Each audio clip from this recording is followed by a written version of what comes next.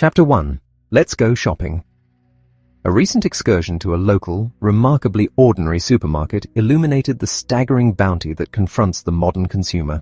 A simple scan of the shelves revealed 85 distinct varieties and brands of crackers. A closer inspection of the packaging showed options with sodium and without, fat-free versions and standard recipes, massive family-sized boxes, and miniature bite-sized variations. The selection ranged from the most mundane, everyday saltines to exotic, high-priced imports. Yet this was merely a prelude. In the adjacent space, there were 285 varieties of cookies, including 21 separate choices for chocolate chip alone, alongside 20 different iterations of goldfish. Across the aisle, the beverage section offered 13 sports drinks, 65 varieties of boxed drinks for children, 85 other assorted juices, and 75 different iced teas and adult beverages, available in sweetened, artificially sweetened, lemon-infused, and flavored variations. The snack aisle presented another 95 distinct choices, encompassing potato and taco chips, ridged and flat, salted and unsalted, flavored and unflavored, high-fat, low-fat, and fat-free, along with a dozen different varieties of Pringles. Nearby, bottled water was displayed in no fewer than 15 flavors.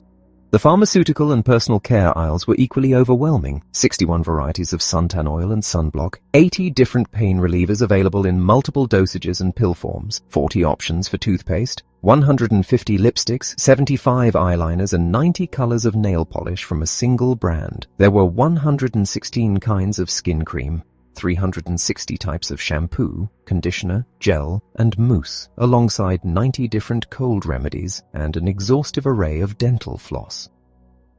Returning to the food aisles yielded 230 soup offerings, including 29 different takes on chicken soup, 16 varieties of instant mashed potatoes, 75 instant gravies, and 120 pasta sauces. The salad dressing section boasted 175 choices, which could be bypassed entirely in favor of 15 extra virgin olive oils and 42 vinegars for those wishing to create their own. The breakfast aisle contained 275 cereals, including 24 oatmeal options and 7 varieties of Cheerios. The homestretch revealed 64 barbecue sauces, 175 types of tea bags, 22 types of frozen waffles, and a checkout-adjacent salad bar featuring 55 separate items.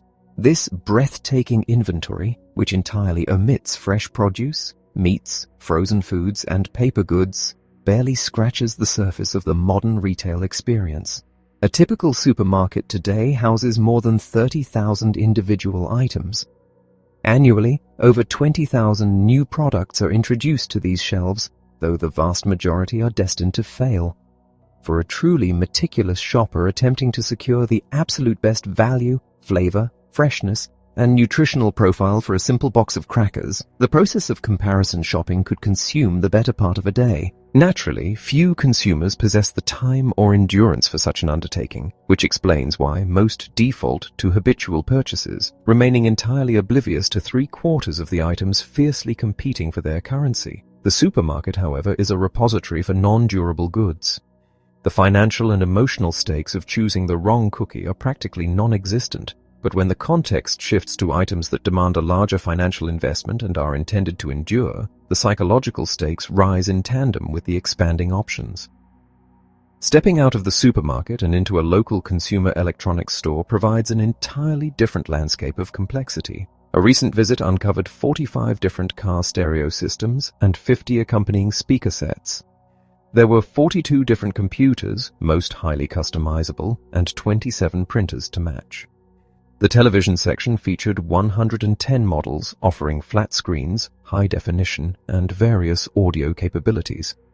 Additionally, there were 30 VCRs, 50 DVD players, 20 video cameras, and 85 different telephones, completely excluding cellular models. The audio components, 74 stereo tuners, 55 CD players, 32 tape players, and 50 sets of speakers, could be mixed and matched to create over 6.5 million distinct stereo systems. For those lacking the stamina to configure their own, 63 integrated systems were available. Unlike groceries, electronics are durable. A poor decision cannot be quickly consumed and forgotten, The buyer must either live with the mistake or endure the frustrating process of returning the item and navigating the labyrinth of choices all over again. Habit offers no refuge here, as these purchases are infrequent and the technology evolves so rapidly that previous models are inevitably obsolete by the time a replacement is needed. The deluge of choices extends far beyond physical storefronts, arriving relentlessly through the mail. An average household might receive 20 catalogs a week, creating an infectious spread of mail-order opportunities encompassing clothing, luggage, housewares, kitchen appliances, and athletic gear. A single summer clothing catalog for women recently offered 19 styles of t-shirts in 8 colors, 10 styles of shorts in 8 colors, 8 styles of chinos in multiple colors, 7 styles of jeans, and 9 styles of thongs. The swimwear section alone featured 15 one-piece suits, alongside a staggering 875 possible combinations of two-piece tops and bottoms. This paradigm of endless selection is not confined to the acquisition of material goods. It has profoundly reshaped the pursuit of knowledge.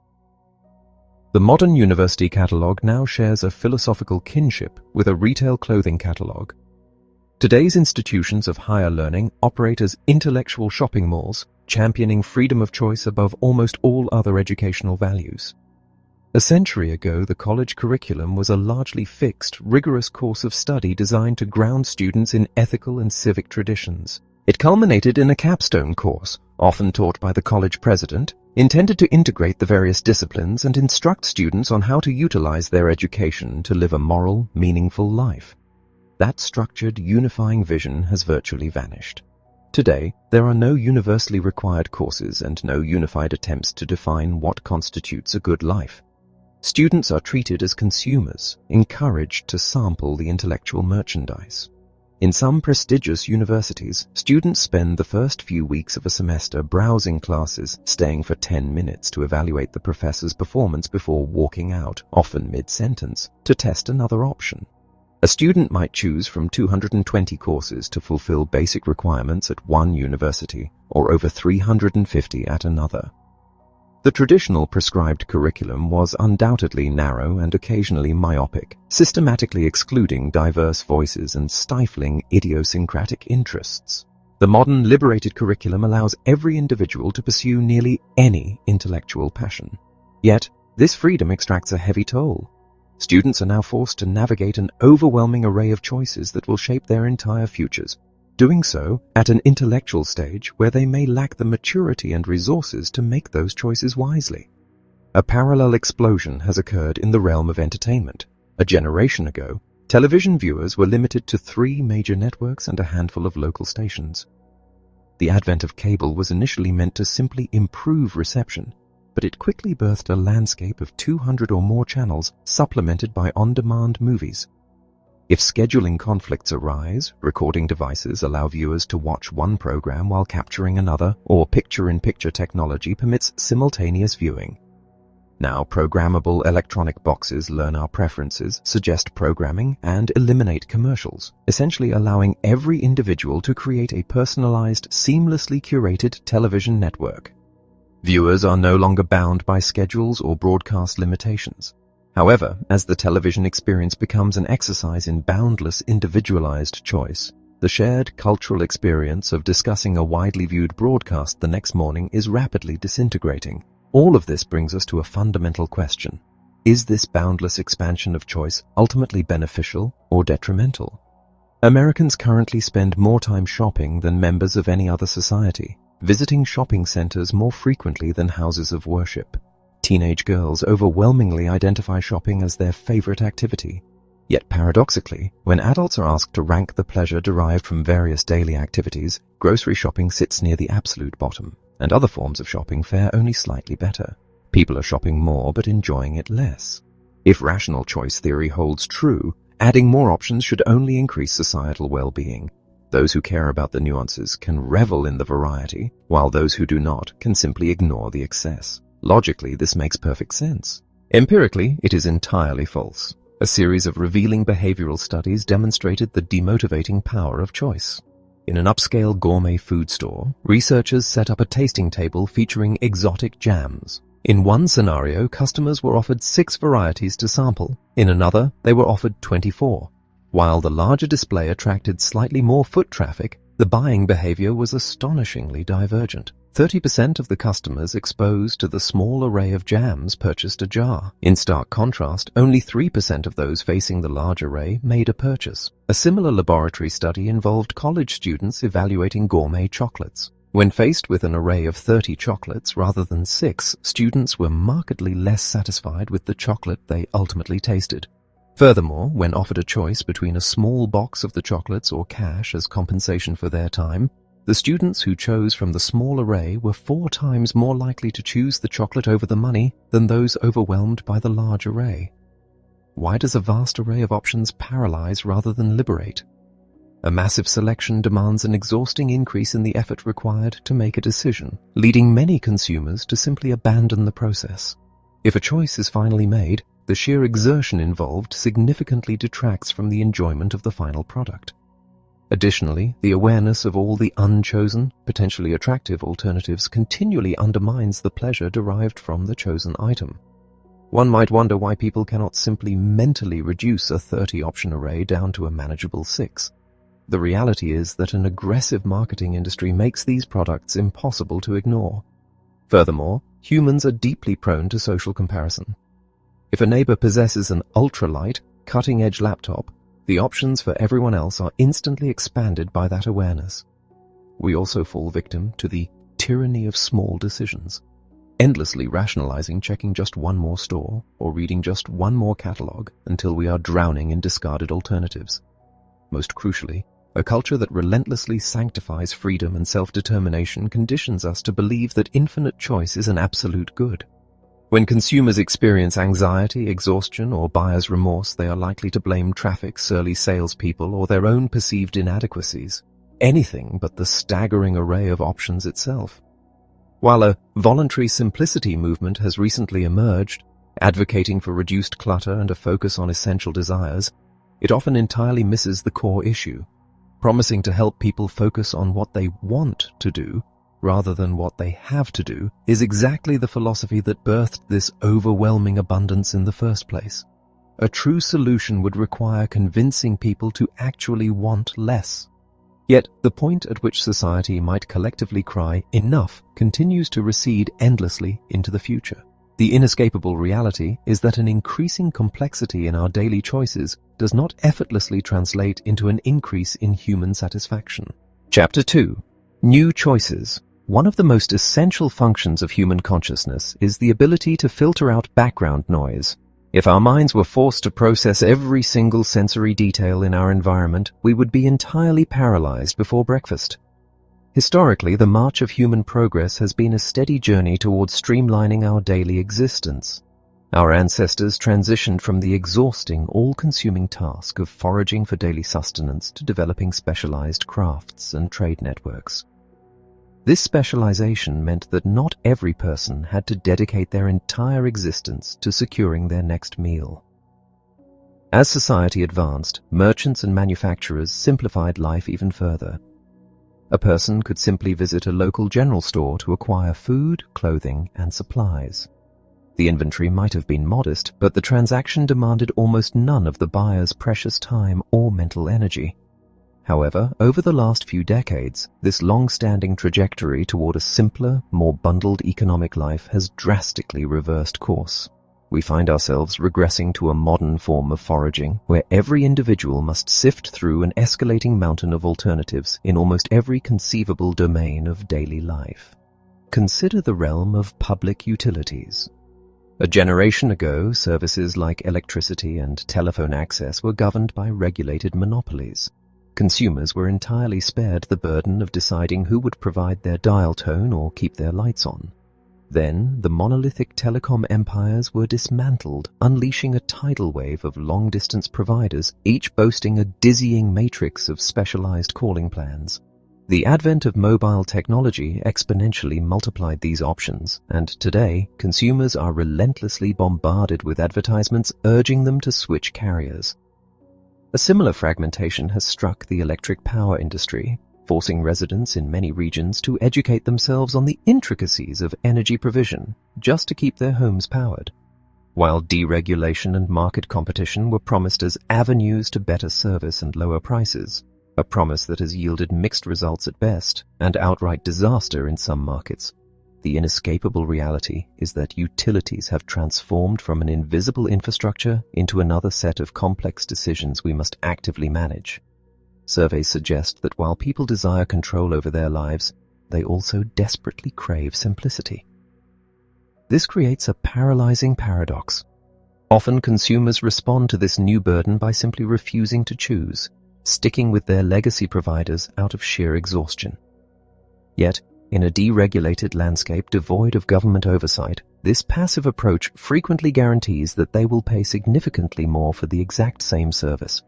The stakes escalate dramatically when we examine health insurance. Not so long ago, medical coverage was a standardized affair, typically administered by a local non-profit provider or a single corporate plan. Today, organizations offer their employees an alphabet soup of HMOs, PPOs, and varying tiers of deductibles, prescription plans, and specialized coverage. For those purchasing insurance independently, the labyrinth is even more impenetrable. This issue was starkly illuminated during the presidential election of 2000, where the debate over Medicare prescription drug coverage highlighted a fundamental ideological divide. One vision proposed a unified, expert-designed plan for all seniors, eliminating the need for complex decision-making. The opposing vision championed the free market, suggesting that seniors should navigate a myriad of private plans to find their perfect fit. Regardless of one's political leanings, the free market approach inevitably shifts the agonizing burden of choice directly onto the shoulders of the individual.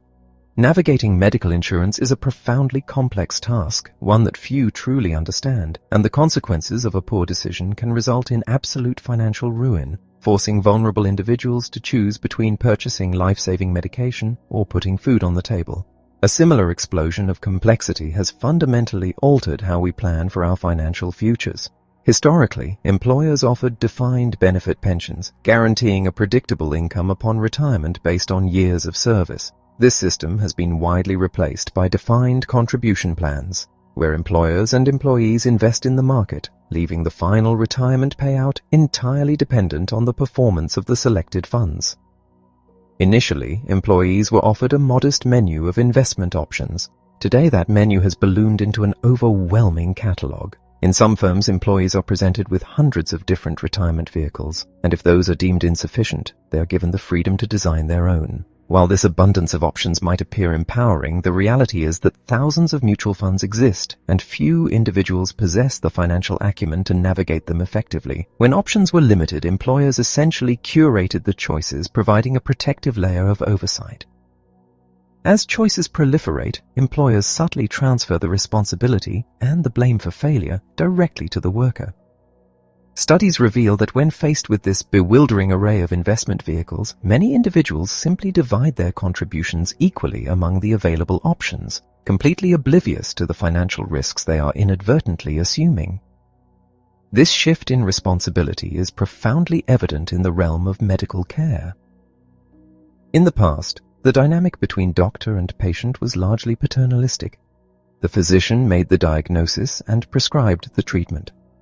Today, the pendulum has swung toward absolute patient autonomy.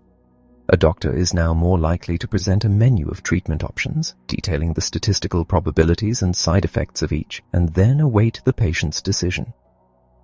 While this transformation was driven by a noble desire to respect patient agency and dismantle medical arrogance, it has frequently resulted in an agonizing burden. When facing a life-threatening illness, the freedom to choose your own treatment often feels less like a right and more like a crushing weight. Many patients, gripped by the savage uncertainty of their prognosis, actively wish for a competent, compassionate professional to simply tell them what to do. They do not want the unbearable guilt of making the wrong call. This burden of medical decision-making, which frequently falls on women who often act as the healthcare guardians for their families, has been further compounded by the internet, which provides an endless, unfiltered stream of medical data and alternative therapies. Even the advertising industry has adapted to this new paradigm, marketing prescription medications directly to consumers on prime-time television. The goal is clear: to turn the patient into a demanding consumer, reducing the doctor to a mere instrument for executing the patient's choices. The normalization of cosmetic surgery has even transformed physical beauty into a matter of choice. Procedures that were once whispered about are now casually compared to visiting a spa or getting a haircut.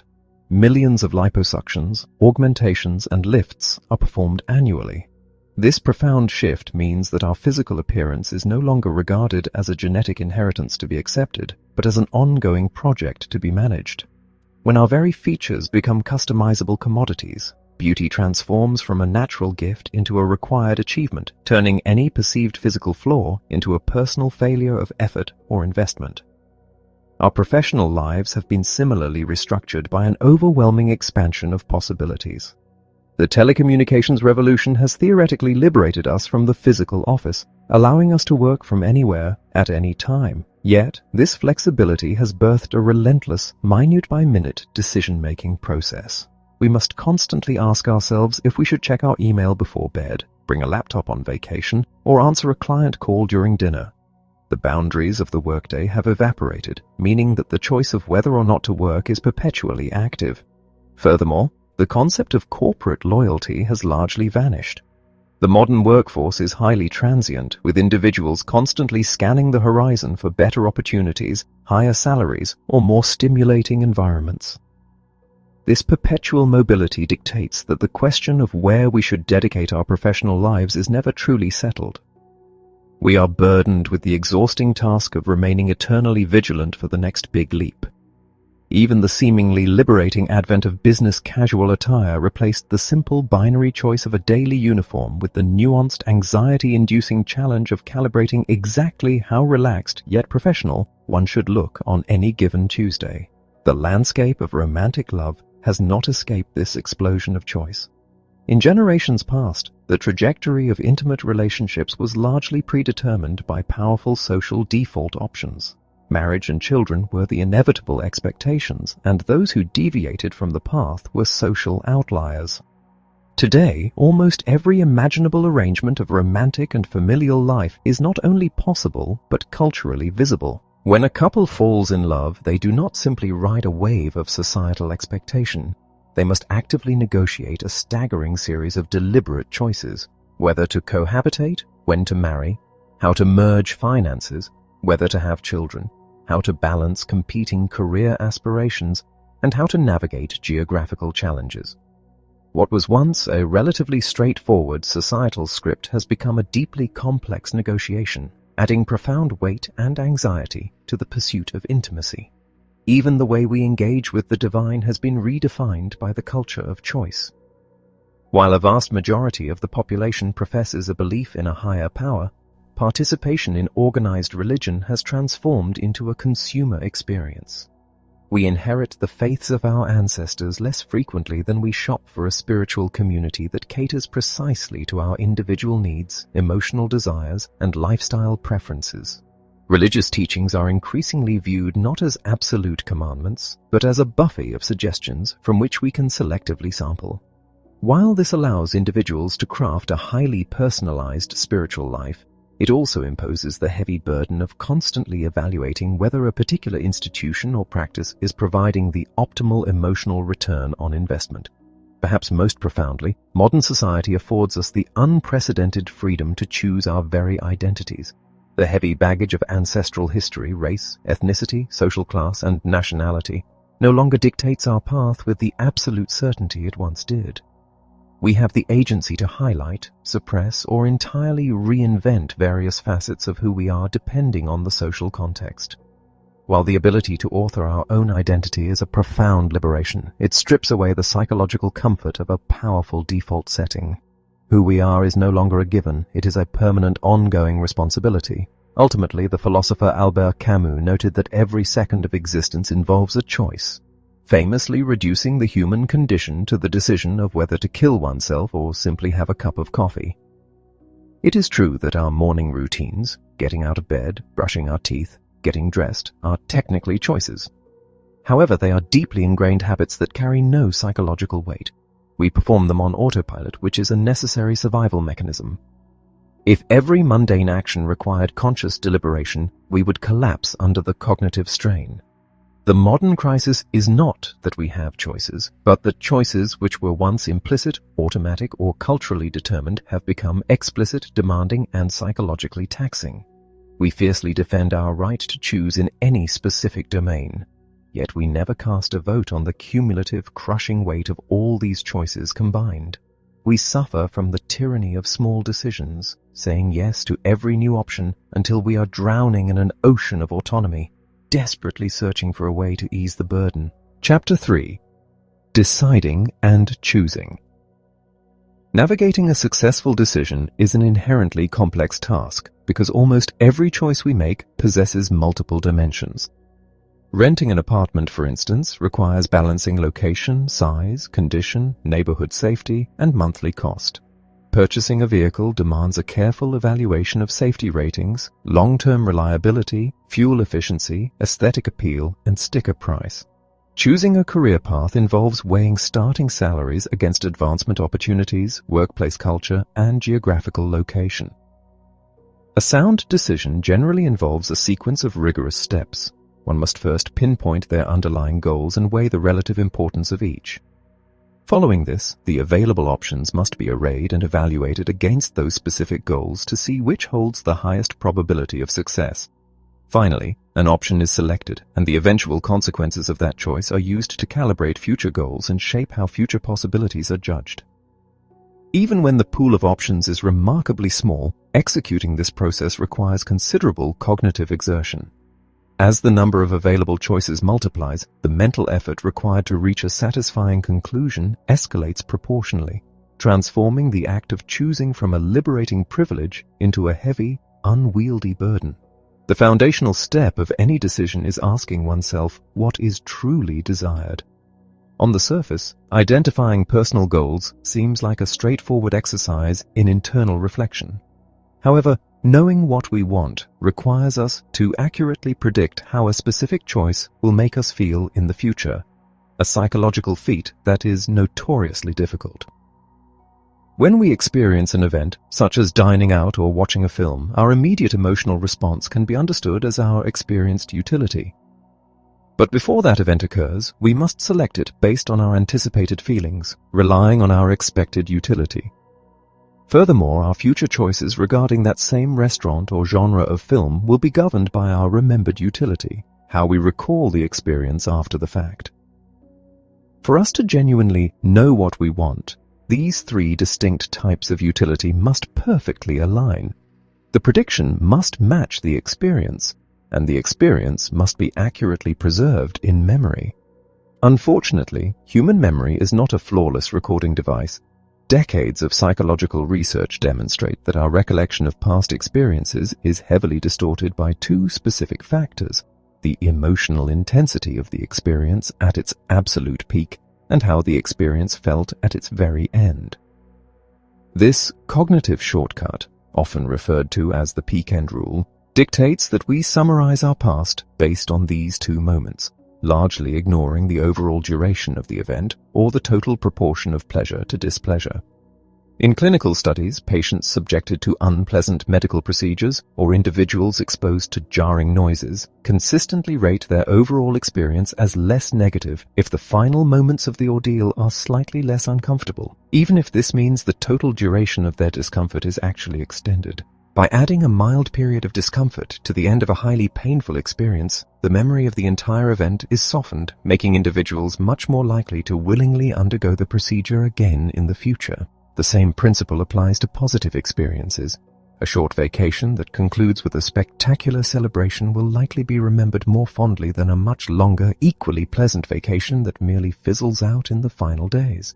This disconnect between logic and memory suggests a profound lack of self-knowledge. We struggle not only to remember accurately, but also to predict our future desires. Studies observing consumer habits show that when individuals are asked to plan their meals or snacks weeks in advance, they tend to select a wide variety of items, incorrectly predicting that their future selves will desire constant novelty. Yet, when those same individuals are allowed to choose their food on a daily basis, they habitually select their absolute favorite item time and time again. We frequently misjudge what our future selves will want. Yet it is precisely these flawed predictions and distorted memories that govern our present choices. This fundamental difficulty in accurately targeting our own goals practically guarantees eventual disappointment in a modern marketplace overflowing with confusing options. Once a goal is established, however shakily, the next hurdle is acquiring the data necessary to evaluate the available options. We typically rely on our own past experiences, the recommendations of peers, consumer publications, and, most pervasively, advertising. The modern citizen is subjected to thousands of marketing messages every single day. To accommodate this relentless stream of commerce, the actual content of magazines, newspapers, and television broadcasts has been systematically reduced. Crucially, the primary objective of this advertising deluge is not to provide consumers with objective, useful data, but simply to establish brand familiarity. Psychological studies consistently reveal that familiarity breeds affection. When presented with two essentially identical products, consumers will unconsciously gravitate toward the one with the recognizable name, falsely attributing their preference to the item's inherent quality rather than to their own exposure to a marketing campaign. To bypass the manipulative nature of advertising, diligent consumers turn to independent, objective resources. Yet even here, the sheer volume of information is paralyzing. Consumer evaluation magazines attempt to rank hundreds of car models, household appliances, and mutual funds. But the market evolves so rapidly that their exhaustive analyses are frequently outdated by the moment they reach the printing press. The internet offers real-time updates, but it is a profoundly democratic and unfiltered landscape. Anyone can publish a review or an opinion, regardless of their actual expertise. Navigating a major medical or financial decision often requires wading through tens of thousands of conflicting web pages, many of which contain incomplete, misleading, or entirely fabricated information. The modern consumer must now expend as much energy filtering the sources of information as they do evaluating the actual products. Even if we successfully identify our goals and gather reliable data, our biological wiring frequently sabotages our ability to evaluate that information logically. We rely on mental shortcuts or heuristics, which routinely lead us astray. One such cognitive trap involves how heavily we weight vivid, anecdotal evidence. If an objective, data-driven consumer report analyzes thousands of vehicles and concludes that a specific model is incredibly safe and reliable, we should logically feel confident in purchasing it. However, if a close friend shares a highly emotional, detailed story about their personal nightmare with that exact same model, our confidence evaporates. We instinctively give disproportionate weight to information that is readily available to our memory, because vivid, personalized stories are highly salient. They are easily recalled, tricking our brains into believing that the events they describe are highly frequent. We consistently overestimate the likelihood of dramatic, highly publicized events, such as natural disasters or violent crimes, while vastly underestimating the prevalence of mundane, everyday risks, simply because the dramatic events dominate the daily news cycle and our collective memory. Our evaluations are further compromised by our reliance on contextual standards. We lack an internal, absolute metric for determining the precise monetary value of an object. Instead, we assess value by comparing items against each other. Retailers constantly exploit this psychological vulnerability by introducing extremely high-priced, premium items into their catalogs or showrooms. The presence of a wildly expensive appliance subtly shifts our perception, serving as an anchor that makes the mid-range models suddenly appear to be sensible bargains.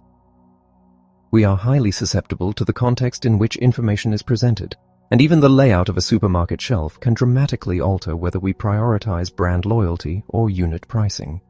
This susceptibility extends to the very language used to frame our choices. A gas station offering a discount for cash transactions is mathematically identical to a gas station imposing a surcharge for credit cards. Yet, consumers react with hostility to the idea of a surcharge while eagerly embracing the exact same price structure when it is framed as a discount. This phenomenon demonstrates that our choices are dictated not by absolute values, but by the psychological accounts we maintain in our minds. A lost $20 bill feels fundamentally different from a lost $20 concert ticket, even though the net impact on our personal wealth is identical. We compartmentalize our lives, and how an event is framed determines which mental account is charged, drastically altering our subsequent behavior. These framing effects underscore a broader theory of human decision-making. We do not evaluate gains and losses in a straightforward, linear fashion. The psychological satisfaction we derive from acquiring wealth or status operates on a curve of diminishing returns. Finding an extra $100 brings an intense surge of joy to someone with an empty wallet, but the exact same sum barely registers to a millionaire.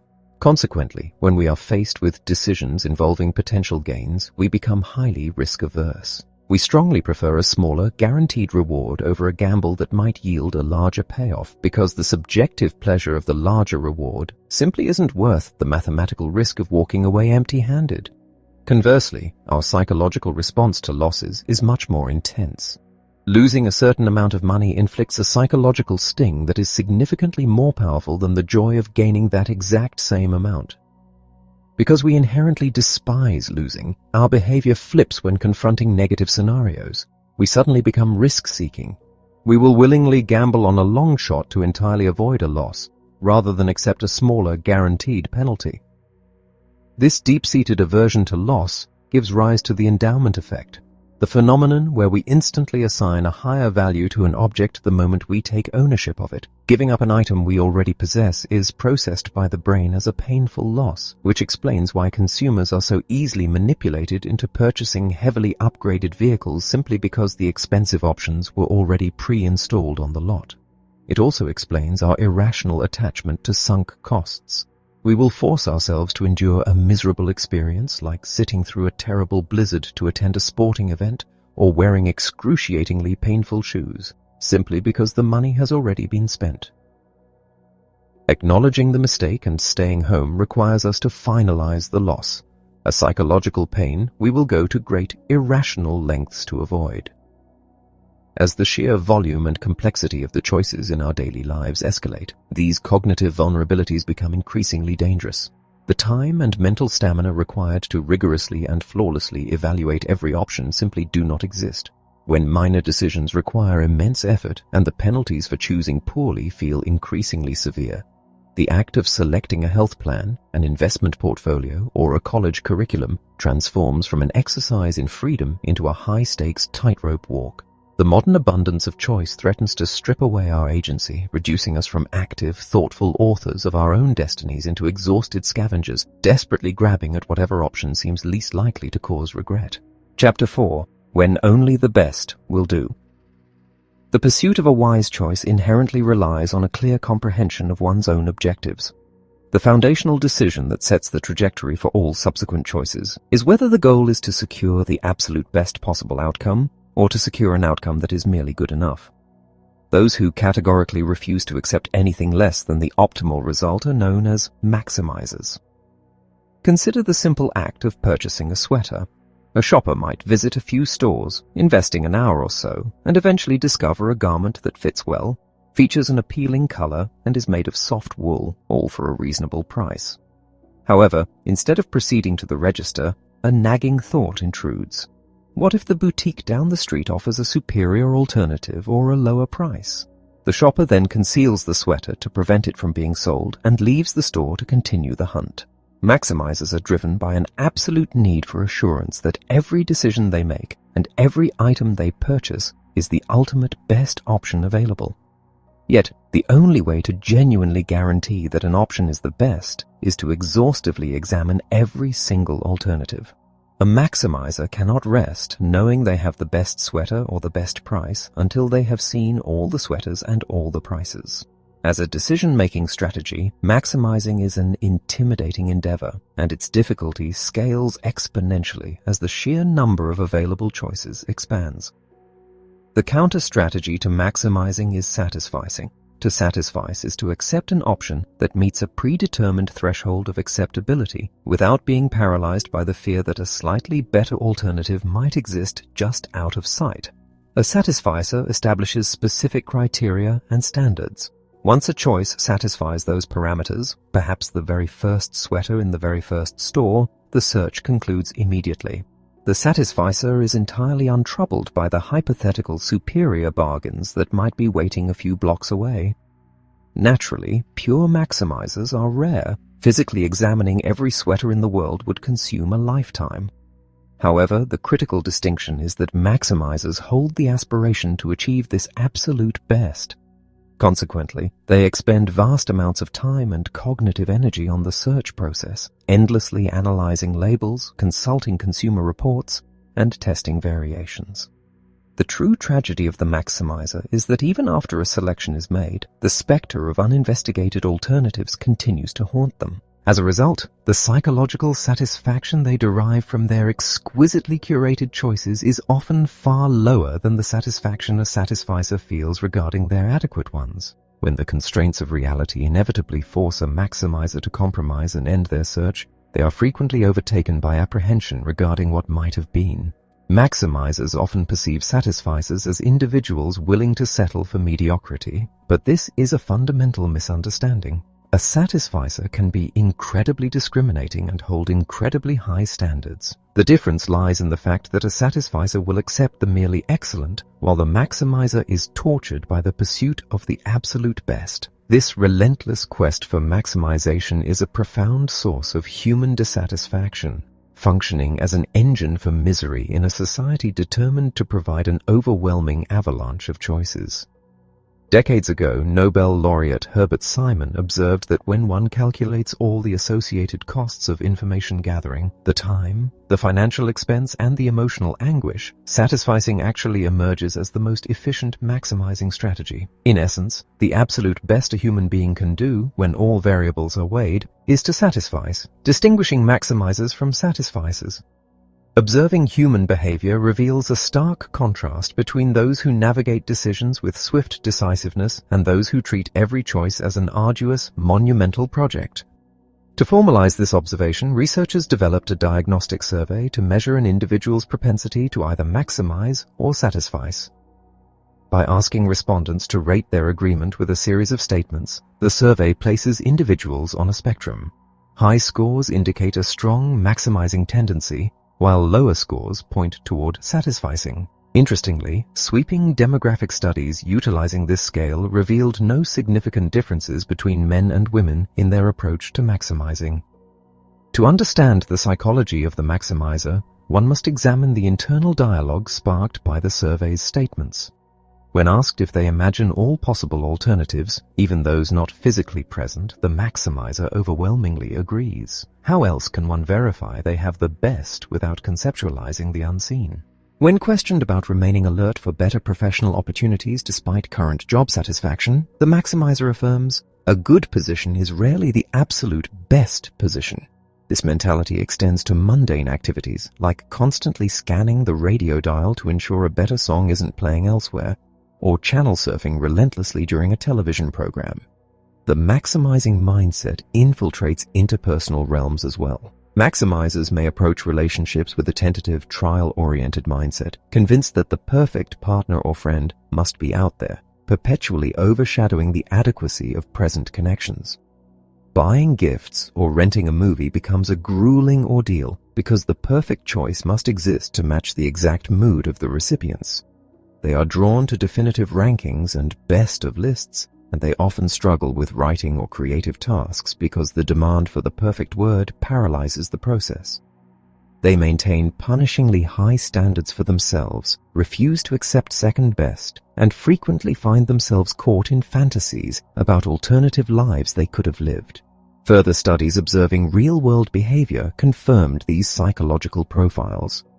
Before and after making purchases, maximizers engage in significantly more product comparisons than satisficers. They take considerably longer to arrive at a decision. They dedicate more time to comparing their choices against the choices made by their peers. Crucially, they are far more prone to experiencing buyer's remorse, spend an inordinate amount of time ruminating on hypothetical alternatives to the choices they finalized, and ultimately feel far less positive about their decisions once the dust settles. The price of maximizing. The psychological burden generated by a culture awash in choice falls disproportionately upon the shoulders of the maximizer. For the pure satisficer, a massive expansion in available options is largely irrelevant. Once an object is examined and deemed to meet their established standards, the search is terminated. The thousands of other unexplored alternatives essentially cease to exist. But for the maximizer, every single added option represents a potential snare, a new avenue for anxiety, regret, and corrosive second-guessing. This raises a vital question. Does this burden translate into actual unhappiness? To test this, individuals were evaluated not only on their maximizing tendencies, but also on established psychological metrics for happiness, optimism, life satisfaction, and depression. The findings were stark. Those possessing strong maximizing tendencies reported significantly lower life satisfaction, diminished happiness, reduced optimism, and elevated levels of depression compared to their satisficing counterparts. In fact, individuals who scored at the absolute highest end of the maximizing scale presented depression scores that bordered on clinical levels. It is crucial to note that these studies demonstrate a powerful correlation, not necessarily a direct causal link. However, it is highly probable that the maximizing mindset plays a direct causal role in generating human misery. Learning to embrace the satisficing strategy is not merely a tactic for surviving a complex marketplace. It is a vital step toward reclaiming a fundamental enjoyment of daily life. Maximizers savor the positive events in their lives less, struggle more significantly when coping with negative events, take longer to recover their psychological baseline after a setback, and exhibit a pronounced tendency to brood and ruminate. Maximizing and regret. Maximizers are uniquely vulnerable to all variations of regret, particularly the phenomenon of buyer's remorse. A satisficer who secures an item meeting their standards remains relatively unfazed if a superior option is later revealed. For a maximizer, such a discovery inflicts genuine psychological pain. Their internal monologue becomes a punishing loop of if only they had visited one more shop, consulted one more review, or sought one more opinion. Each generated hypothetical scenario aggressively subtracts from the satisfaction derived from the choice they actually made. Navigating existence while perpetually regretting every decision because it might not have been mathematically optimal is an exhausting way to live. This chronic regret steadily robs individuals of the legitimate satisfaction their sound decisions should provide. More perniciously, a maximizer can experience profound regret in anticipation of a choice. The mere act of imagining how terrible it would feel to discover a better option post-purchase is enough to induce a state of paralyzing uncertainty. Psychological assessments designed to measure an individual's susceptibility to regret show a powerful, overlapping correlation with maximizing tendencies. Almost invariably, those who score high on the maximizing scale also score extraordinarily high on the regret scale. They are intensely curious about how rejected alternatives played out, feel like failures if a different path proves slightly more fruitful, and spend an inordinate amount of time assessing the opportunities they allowed to slip away. Maximizing and the quality of decisions. Given the severe toll that maximizing exacts on personal well-being, one might assume it is a sacrifice made in exchange for objectively superior results. Since maximizers hold much higher standards than satisficers, logic dictates they should end up with better apartments, better careers, and better romantic partners. Yet the reality of decision quality is deeply complicated. While a maximizer might occasionally secure a result that is objectively better, they almost always fare significantly worse subjectively. Imagine a maximizer who, after weeks of exhaustive searching, finally purchases a sweater that is objectively superior in quality and price to anything a satisficer might find. Does this individual actually enjoy the garment, or are they frustrated by the monumental expenditure of time required to procure it? Are they haunted by unexamined alternatives, or endlessly scrutinizing the attire of passing strangers to ensure their choice holds up? The maximizer may be paralyzed by these doubts, while the satisficer walks comfortably and warmly in a garment they acquired with minimal emotional friction. This forces a re-evaluation of how we measure the quality of a decision. While economists traditionally theorize that consumers operate rationally to maximize objective preferences, the lived human experience dictates that satisfaction is a profoundly subjective phenomenon. Securing the absolute best objective outcome is utterly worthless if the process leaves the individual feeling disappointed or exhausted. This holds true even for monumental life decisions. A student who believes they have found a good enough college environment will embrace the experience with confidence and openness, ultimately extracting a superior education compared to a student who agonizes over whether they are at the absolute best institution and spends their tenure looking for flaws. Subjective experience is fundamentally intertwined with the true quality of objective reality. Maximizing and perfectionism. When examining human performance and achievement, it is necessary to draw a distinction between the maximizer and the perfectionist. While the two concepts share overlapping traits, they are fundamentally different psychological profiles. A perfectionist refuses to accept a good enough performance if there is any conceivable room for improvement. A dedicated musician will rehearse a piece long after the audience would deem it flawless. A champion athlete will painstakingly refine their mechanics beyond what is required to win. In the realm of achievement, perfectionism yields undeniable objective advantages. Both the perfectionist and the maximizer relentlessly seek the ultimate standard. The vital divergence lies in their expectations. Perfectionists hold astronomically high standards that they realistically do not expect to meet. They view perfection as an asymptotic goal, something to be eternally approached but rarely touched. Maximizers, conversely, harbor astronomically high standards that they fully expect to achieve. This subtle difference in expectation dictates their psychological realities. Studies reveal that individuals scoring high in perfectionism, unlike maximizers, do not typically suffer from heightened depression, regret, or chronic unhappiness. A perfectionist might not be entirely thrilled with the result of their labors, acknowledging the gap between reality and the ideal, but they are generally far happier with their outcomes than a maximizer is with theirs. When do maximizers maximize?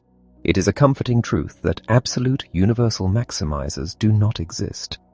Even those who lean heavily toward satisficing in most domains have specific areas where the maximizing instinct takes over.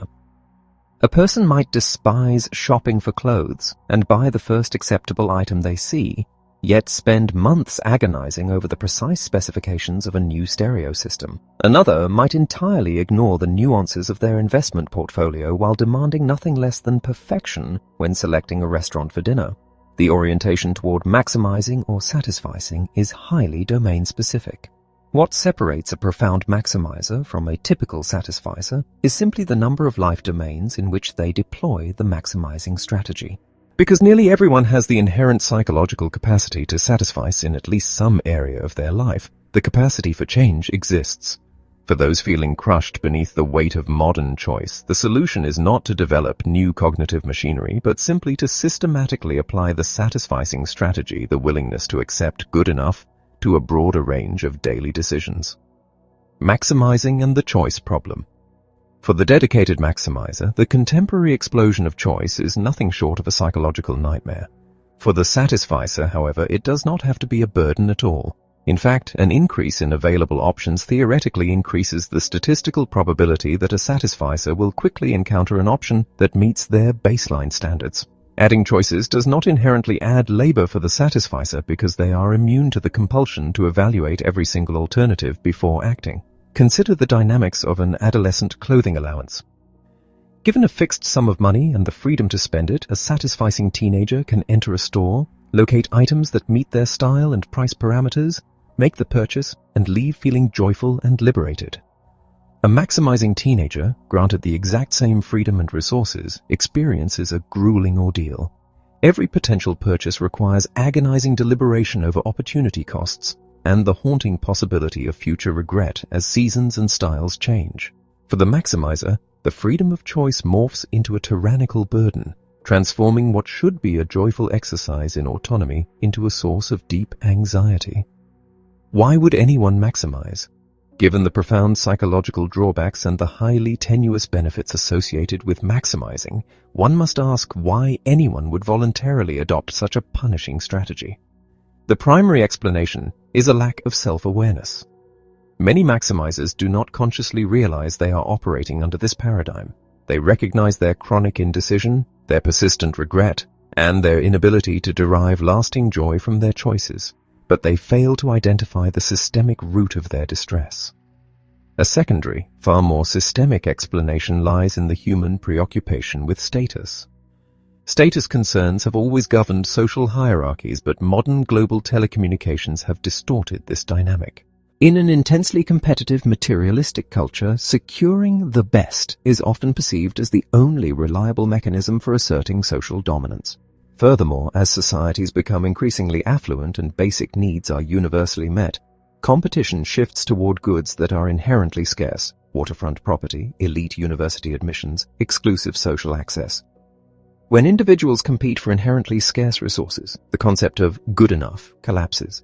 Only absolute maximization offers a path to victory. Thus, some individuals may consciously recognize the misery of maximizing, yet feel completely compelled by the structural pressures of their environment to participate in the arms race. Does choice create maximizers? A final, deeply troubling question must be explored. Does the mere proliferation of choice actually manufacture maximizers? The trajectory of modern retail suggests this is highly plausible. When a product, such as denim jeans, exists in only one standard format, a consumer has no choice but to accept it. They do not invest cognitive energy into nuances of fit because the environment does not offer that luxury.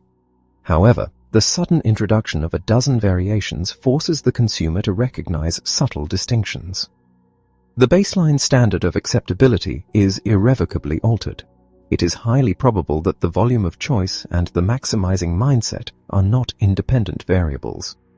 An overwhelming array of options may actually condition individuals to abandon satisficing.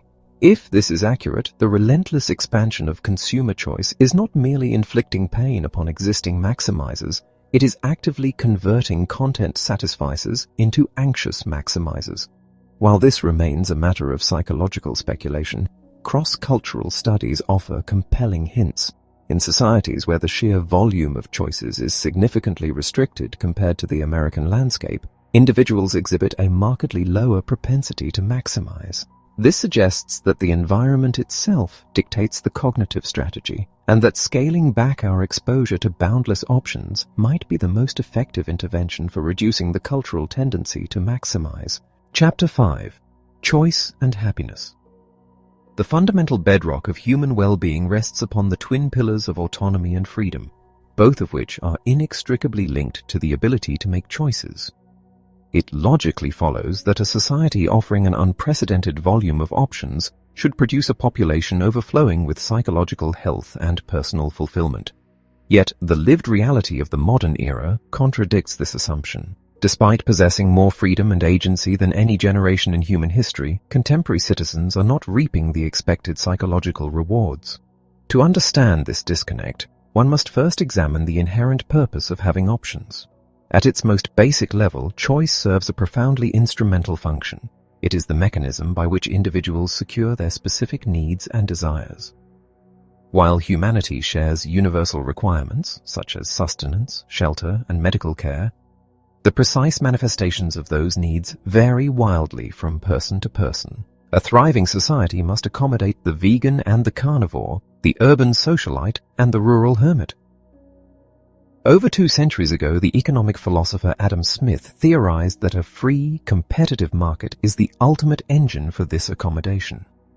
Unburdened by oppressive regulations, entrepreneurs will naturally rise to identify and satisfy the highly individualized demands of the consumer, ensuring that everyone has the opportunity to acquire precisely what they value.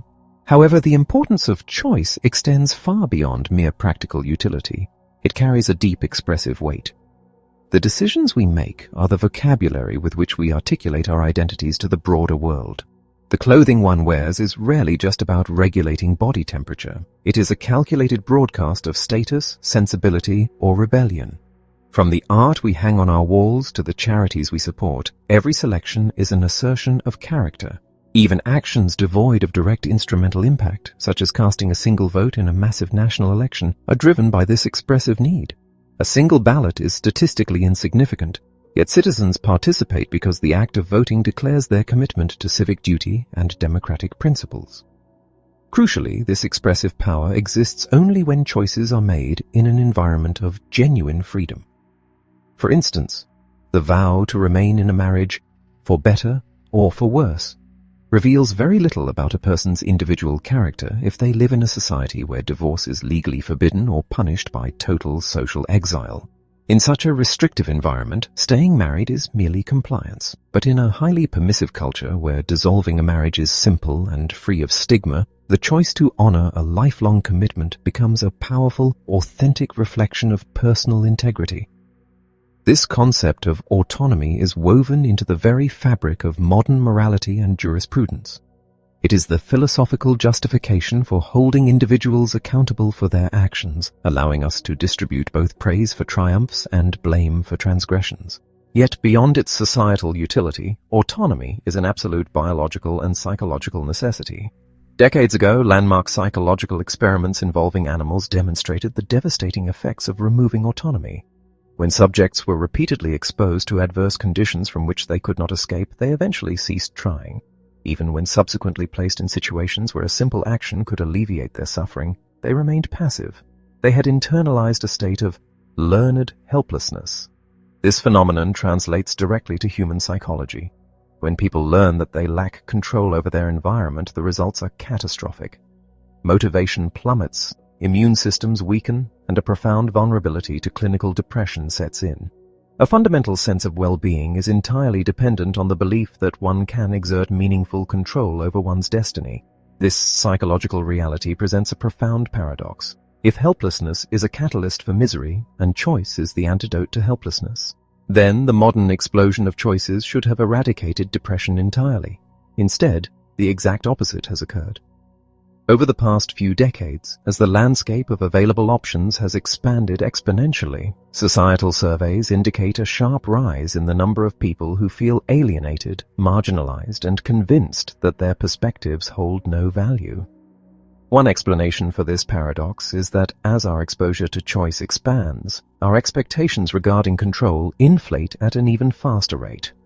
Like a mechanical lure staying perpetually out of reach of racing hounds, our desire for absolute agency sprints ahead of our actual capabilities.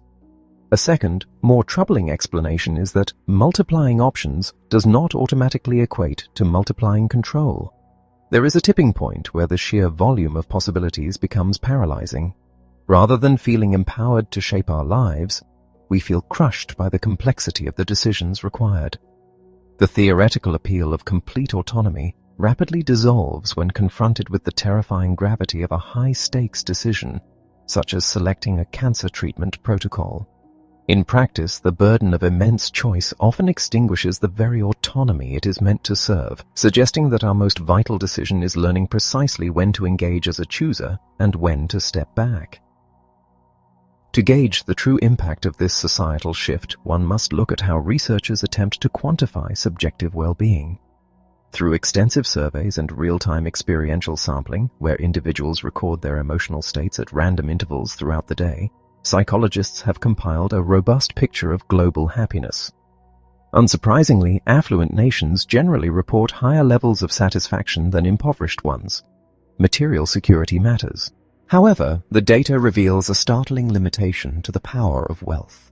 Once a society crosses the threshold from baseline poverty to adequate subsistence, subsequent surges in national prosperity yield almost zero increase in collective happiness. A citizen of a moderately comfortable nation is statistically just as likely to be fulfilled as a citizen of an economic superpower. Even more revealing is the historical trajectory within affluent nations. Over the last half-century, while the gross domestic product of the United States has skyrocketed and the prevalence of domestic luxuries, from air conditioning to advanced appliances, has exploded, the overall level of subjective happiness has remained entirely stagnant or even slightly declined. If infinite material choice and limitless consumer autonomy fail to generate lasting joy, what actually sustains the human spirit? The empirical evidence is overwhelming. The single most powerful predictor of human happiness is the presence of deep, meaningful social connections. Individuals with robust friendships, enduring marriages, tight family bonds, and active participation in religious or communal institutions consistently report the highest levels of life satisfaction. While it is difficult to isolate the exact direction of causality, whether happiness attracts social bonds or social bonds generate happiness, the profound correlation is undeniable. Yet, acknowledging the supremacy of social connection introduces a massive contradiction in a culture obsessed with unbound autonomy. Authentic relationships are, by definition, restrictions on individual freedom. To commit to a spouse is to permanently close the door on all other romantic possibilities. To be a genuine friend is to accept a heavy mantle of obligation, requiring you to prioritize another's needs over your own fleeting desires. Involvement in a communal or spiritual institution inherently demands adherence to a shared moral framework, limiting your ability to rewrite the rules of your own existence on a whim. The elements of life that produce the deepest fulfillment are the very elements that bind and constrain us. Nurturing these vital social tethers requires a resource that the modern culture of choice relentlessly consumes: time. True intimacy cannot be forged instantly, nor can it be maintained on a rigid, highly optimized schedule. Crises, celebrations, and the simple need for a sympathetic ear rarely align with a carefully curated day planner. Being available for the people who matter demands structural flexibility and a surplus of mental energy. Unfortunately, the modern individual is continually depleted by the exhausting demands of endless trivial decisions. Every hour spent agonizing over the optimal telecommunications provider, the perfect vacation rental, or the best retirement portfolio is an hour stolen from the cultivation of a friendship or the nurturing of a child. The relentless administrative overhead required to navigate a hyper-marketed world leaves us socially starved. This tension between the desire for boundless options and the necessity of social constraint is deeply rooted in how we handle dissatisfaction. In the economic marketplace, the ultimate expression of autonomy is exit. If a brand of cereal falters in quality or a favorite restaurant changes its menu, the consumer simply abandons it for an alternative. However, applying the concept of exit to human relationships is disastrous. When conflicts arise in a marriage or a friendship, the appropriate response is not abandonment, but voice, the difficult, constraining work of negotiation, compromise, and mutual adjustment. In previous eras, rigid cultural and religious institutions enforced these social constraints, removing the burden of constant evaluation. Today, those institutional guardrails have largely vanished, forcing every individual to constantly calculate the perilous balance between absolute personal freedom and vital social loyalty. To survive this exhausting environment, we must proactively construct our own limitations by making deliberate, second-order decisions. These are overarching rules and principles we establish to bypass the need for constant, low-level choices. If a person adopts a strict rule to always wear a seatbelt, they permanently eliminate the daily cognitive burden of deciding whether a short trip justifies the effort of buckling up. If we rely on default presumptions, established standards, and reliable routines, we effectively filter out the overwhelming noise of the modern world. Finding a brand of clothing or a social dynamic that is good enough and fiercely sticking to it is not an act of surrender. It is a vital survival mechanism. In nature, biological constraints ensure that organisms focus only on what is strictly necessary for survival, ignoring irrelevant stimuli. Because modern humanity has successfully stripped away most of our historical and cultural constraints in the name of liberty, we must now voluntarily reclaim them if we wish to protect our psychological security. Ultimately, the paradox we face is rooted in a fundamental neurological disconnect between what we think we want and what actually brings us joy. Brain science indicates that the mechanism driving our desire for something, the wanting system, operates independently from the mechanism that processes pleasure, the liking system. It is entirely possible to be driven by a desperate, insatiable urge to acquire more freedom, more options, and more autonomy, only to discover that the attainment of those things produces no psychological warmth. We have been conditioned to believe that infinite choice is the ultimate prize, yet the lived experience of navigating that infinity is one of profound, paralyzing distress. Chapter 6. Missed Opportunities. In the bleak, freezing depths of winter, many individuals sustain themselves by meticulously planning their summer escapes. Imagine a woman named Angela commuting through the dark and snow, trying to choose between two distinct vacation destinations: a driving tour through Northern California or a quiet week at a beach house on Cape Cod. To resolve this, she must evaluate what truly matters to her. She desires natural beauty, comfortable weather devoid of humidity, isolated coastlines, but also fine dining, window shopping, and physical activity. Making a decision requires assessing how California and Cape Cod measure up against these specific criteria. Because neither option perfectly aligns with every single desire, Angela must inevitably make trade-offs.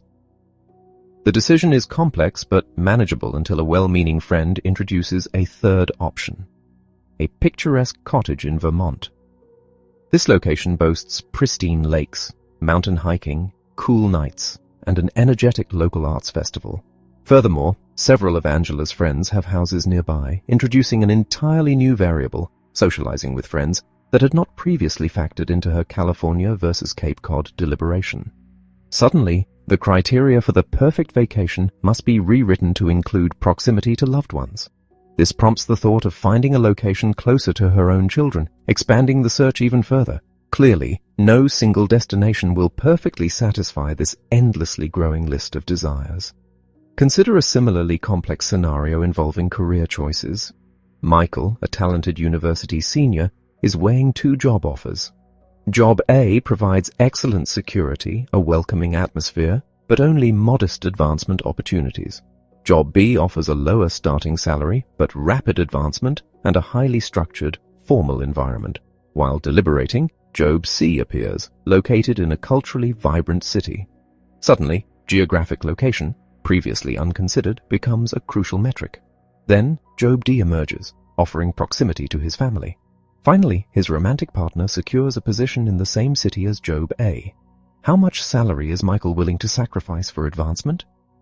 How much job quality will he trade for a vibrant city or to remain near his family and partner? Every new opportunity that materializes forces a new set of agonizing compromises. The inherent downside of abundant choice is that each new option aggressively adds to the list of required trade-offs, and these trade-offs carry profound psychological consequences that actively diminish the satisfaction we experience from the decisions we ultimately make. Opportunity costs. Economists have long understood that the true quality of any given option cannot be assessed in a vacuum.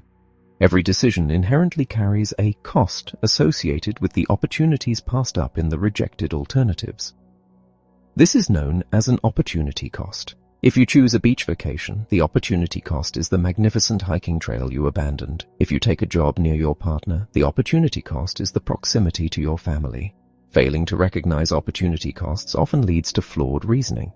When individuals decide to purchase a home, they frequently justify the immense financial commitment by arguing that renting is simply throwing money away, whereas paying a mortgage builds personal equity.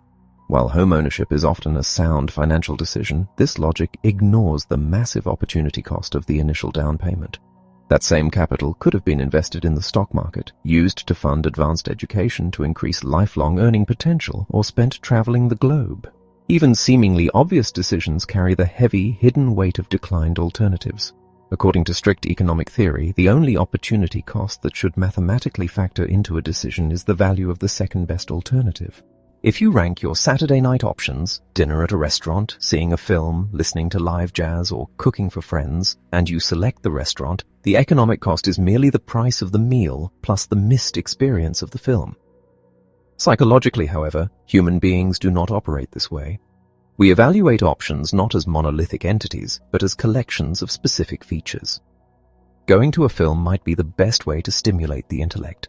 Listening to jazz might be the most relaxing. Cooking for friends provides the deepest intimacy. While there may be one overall runner-up, every rejected option possesses at least one highly desirable feature that eclipses the competition.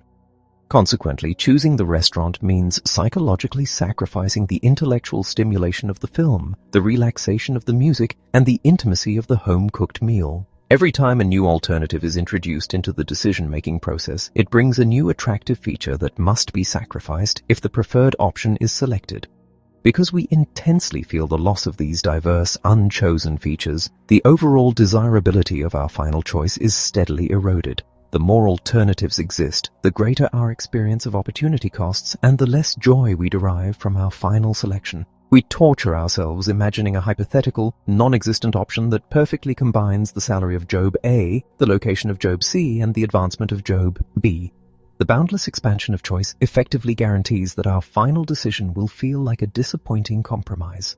The psychology of trade-offs. The profound discomfort generated by making trade-offs has been documented in studies where individuals must choose between vehicles or apartments based on competing features. In one scenario, participants evaluated Car A, which was expensive but highly rated for safety, and Car B, which had a lower safety rating.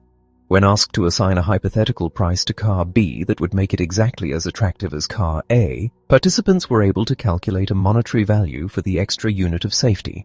However, when subsequently forced to actually choose between the safe, expensive car and the cheaper, less safe car, priced at the exact value they had just established, the majority refused to choose the cheaper vehicle.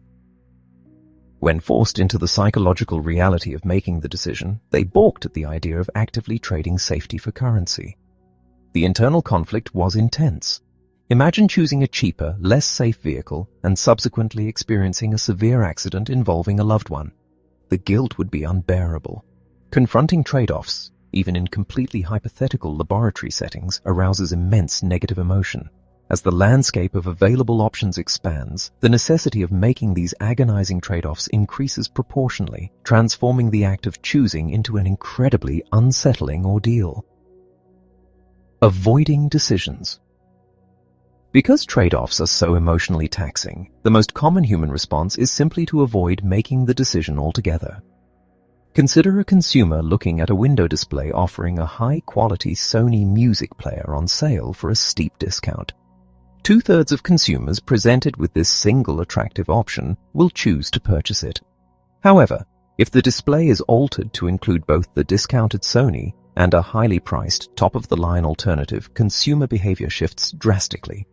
Faced with two highly attractive options that require a complex trade-off between price and premium quality, nearly half of the consumers will walk away without buying anything. The addition of a second excellent choice creates conflict, paralyzing the decision-maker. Interestingly, if the display offers the discounted Sony alongside a clearly inferior product priced significantly higher, purchases of the Sony skyrocket. The presence of the inferior option eliminates the conflict. It provides the consumer with a clear, easily articulated reason to justify their choice of the Sony. We are desperate for reasons to validate our decisions. This desperate search for justification is starkly illustrated in complex, high-stakes decisions. In a study involving a hypothetical child custody battle between two parents, Parent A was described as perfectly average in every metric: average income, health, and social life. Parent B was described with extreme variables: exceptionally high income and a remarkably close bond with the child, but also suffering from health issues and requiring extensive work-related travel. When asked which parent they would award custody to, the majority chose Parent B, anchoring their decision on the positive extremes to justify their choice. However, when a different group was asked which parent they would deny custody to, the majority also chose Parent B. The negative framing of the question caused them to anchor entirely on the negative extremes to justify rejection.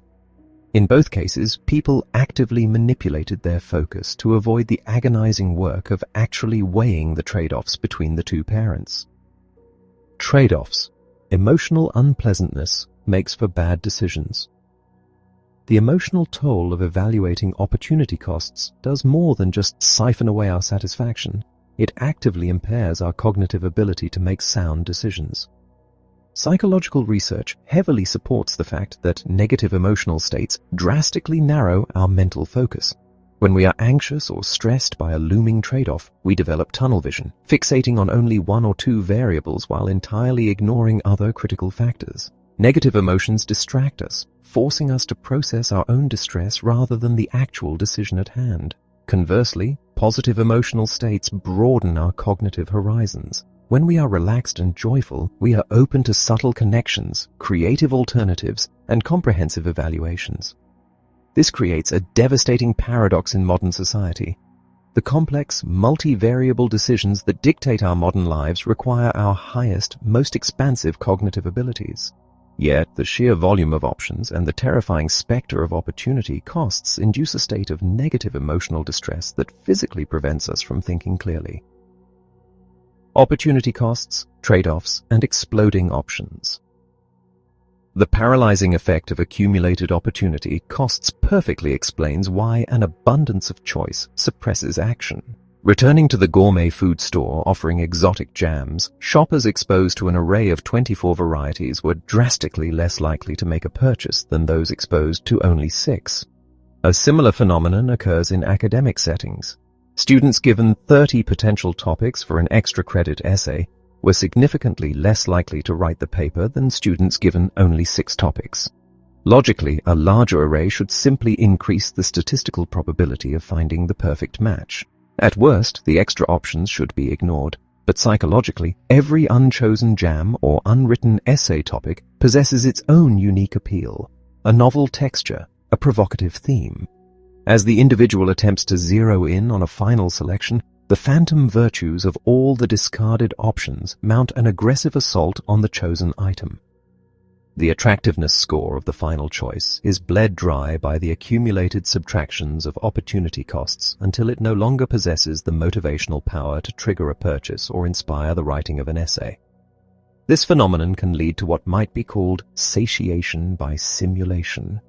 Wandering down a Parisian boulevard, examining dozens of exquisite restaurant menus, one might expect to find the perfect meal. But after an hour of intensely imagining the flavors of countless rejected dishes, the accumulated opportunity costs can entirely destroy the appetite. By the time a restaurant is finally selected, the joy of the meal has been consumed by the ghosts of the unchosen alternatives. Furthermore, an explosion of options fundamentally shifts the burden of responsibility. In an environment with highly restricted options, like a small town with a mediocre video rental store, bringing home a terrible film is entirely excusable. The fault lies with the impoverished inventory of the store.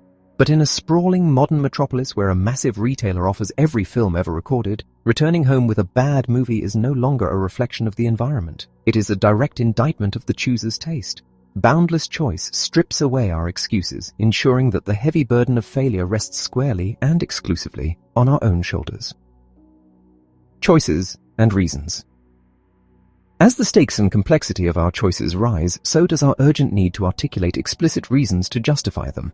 Yet, the act of verbalizing our rationale can actually distort our authentic preferences. In one revealing study, college students were asked to evaluate various posters, some featuring classical fine art, others featuring humorous, kitschy cartoons. When simply asked to choose, the majority gravitated toward the fine art. However, when another group was required to write a brief essay explaining why they preferred a specific poster before choosing, their preferences completely inverted.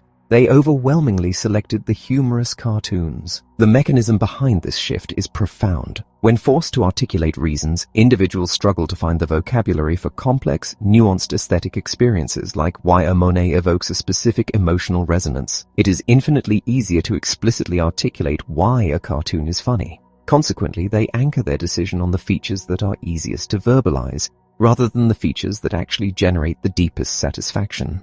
Weeks later, when the researchers followed up, the students who had written essays and taken home the cartoons were significantly less satisfied with their choice and much more likely to want to discard the poster than those who had chosen the fine art purely on instinct. The spoken reasons fade, leaving the individuals stranded with a choice that never truly aligned with their internal compass. This same distortion occurs in romantic relationships. Students asked to explicitly analyze and list the reasons why their relationship functioned were far less accurate at predicting the long-term survival of that relationship than students who simply evaluated their unanalyzed holistic feelings. Analyzing the relationship forced them to elevate easily verbalizable but ultimately trivial details over deeper, unarticulated emotional bonds. This paralysis of analysis afflicts the modern generation profoundly. Gifted university students, unconstrained by historical limitations, face a terrifying expanse of possibilities. They agonize over whether to prioritize wealth, social impact, geographic location, or creative fulfillment. Every option has brilliant virtues, and the opportunity costs of rejecting the alternatives are staggering. They bounce from internship to odd job, endlessly analyzing their trajectory, hoping a flawless, mathematically perfect decision will reveal itself. They are crushed by a freedom that previous generations would have considered a miracle. it is difficult to avoid the conclusion that they might experience vastly more satisfaction and far less self-doubt if their options were strictly limited, freeing them from the unbearable emotional labor of constantly justifying an endless series of terrifying trade-offs. Chapter 7. If only. The problem of regret. Whenever a decision yields a disappointing outcome, or whenever an alternative path reveals itself to have been potentially superior, the psychological stage is set for regret.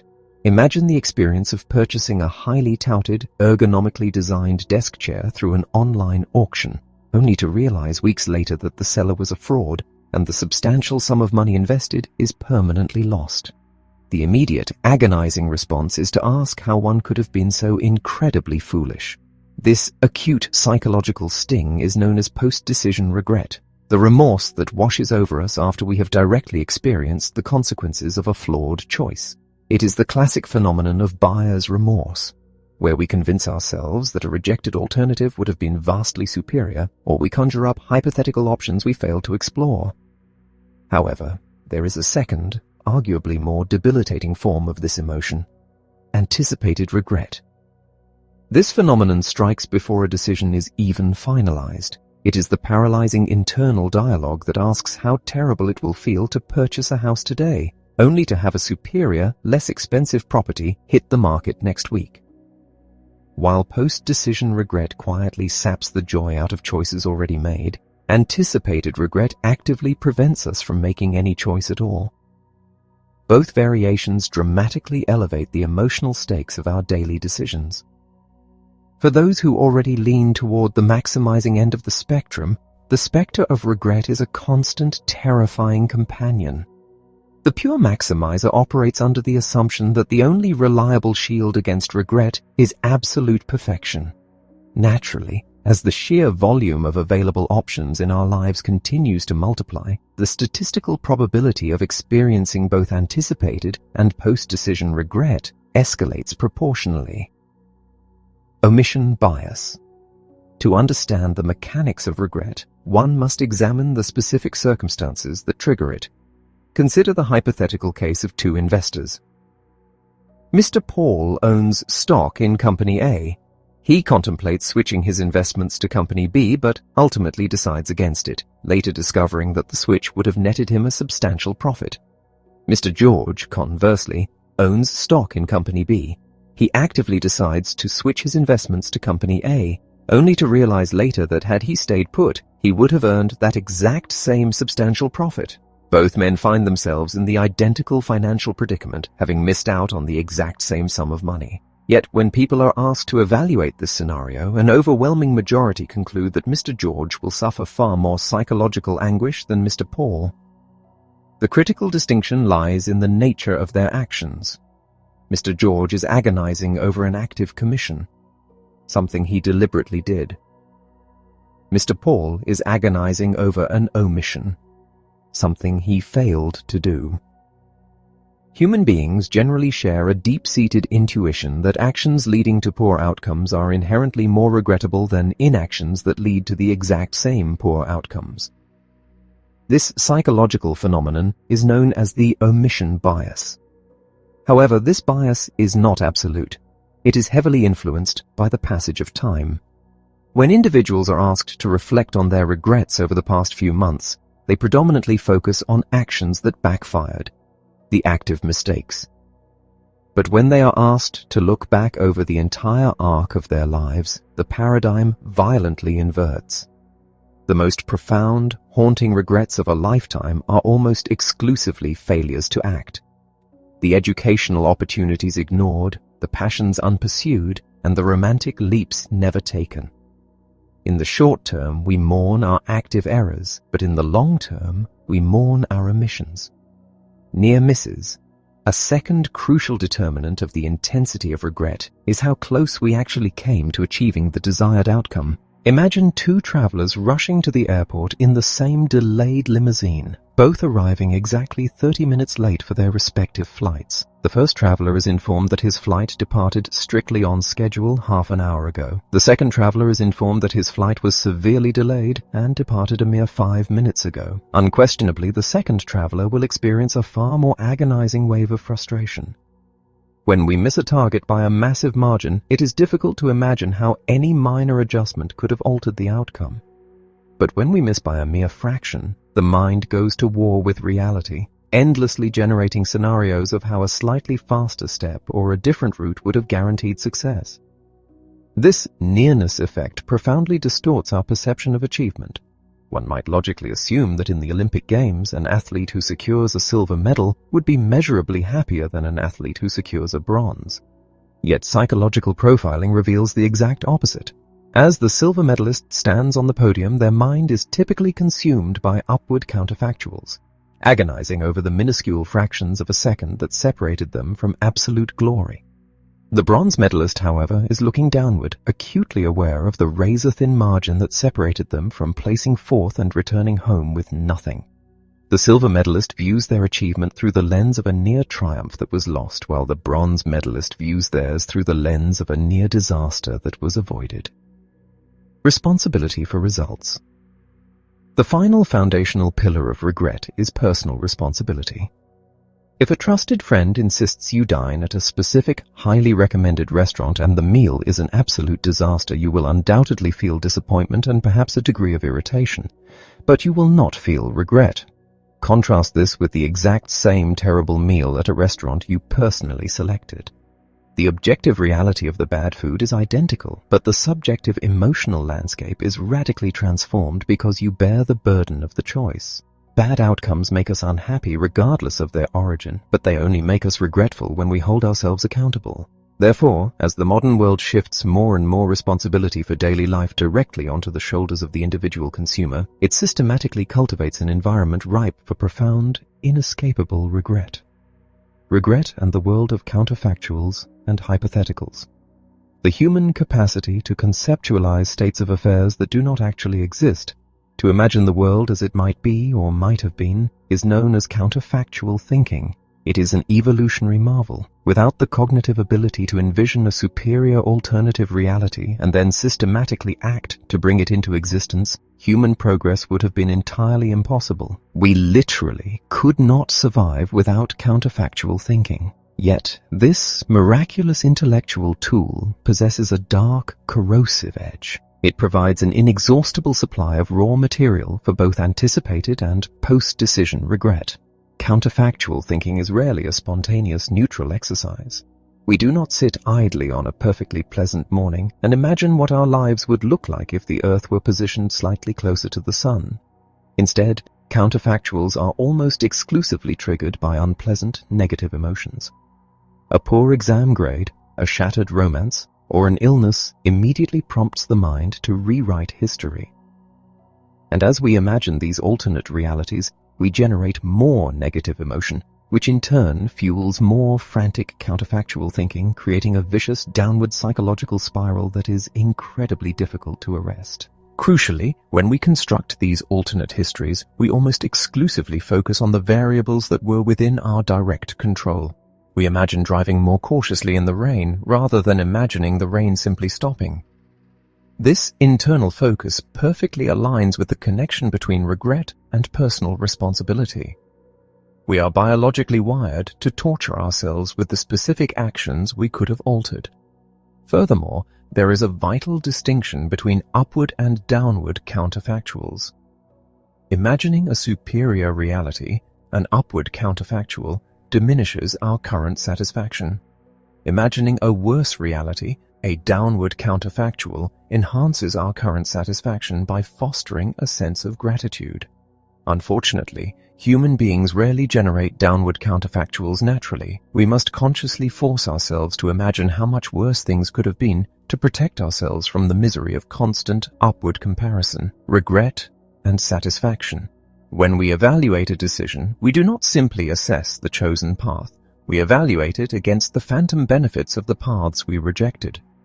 The opportunity costs of unchosen alternatives represent a very real emotional subtraction from our current joy. If you select a beautiful seaside vacation, the moment the weather turns slightly sour, your mind will instantly conjure up the bustling nightlife or the incredible museums of the urban vacation you passed up. Every unchosen option possesses at least one uniquely attractive feature, and every time we acknowledge that missed feature, a new smidgen of regret chips away at the satisfaction of our actual choice. This dynamic operates through a powerful contrast effect. A lukewarm pool feels freezing if you jump into it straight from a boiling sauna. Similarly, a perfectly adequate reality feels deeply disappointing when contrasted against a flawless imaginary ideal. The more options a society provides, the easier it becomes to mentally synthesize a perfect hybrid alternative that possesses the best features of all available choices and none of their flaws.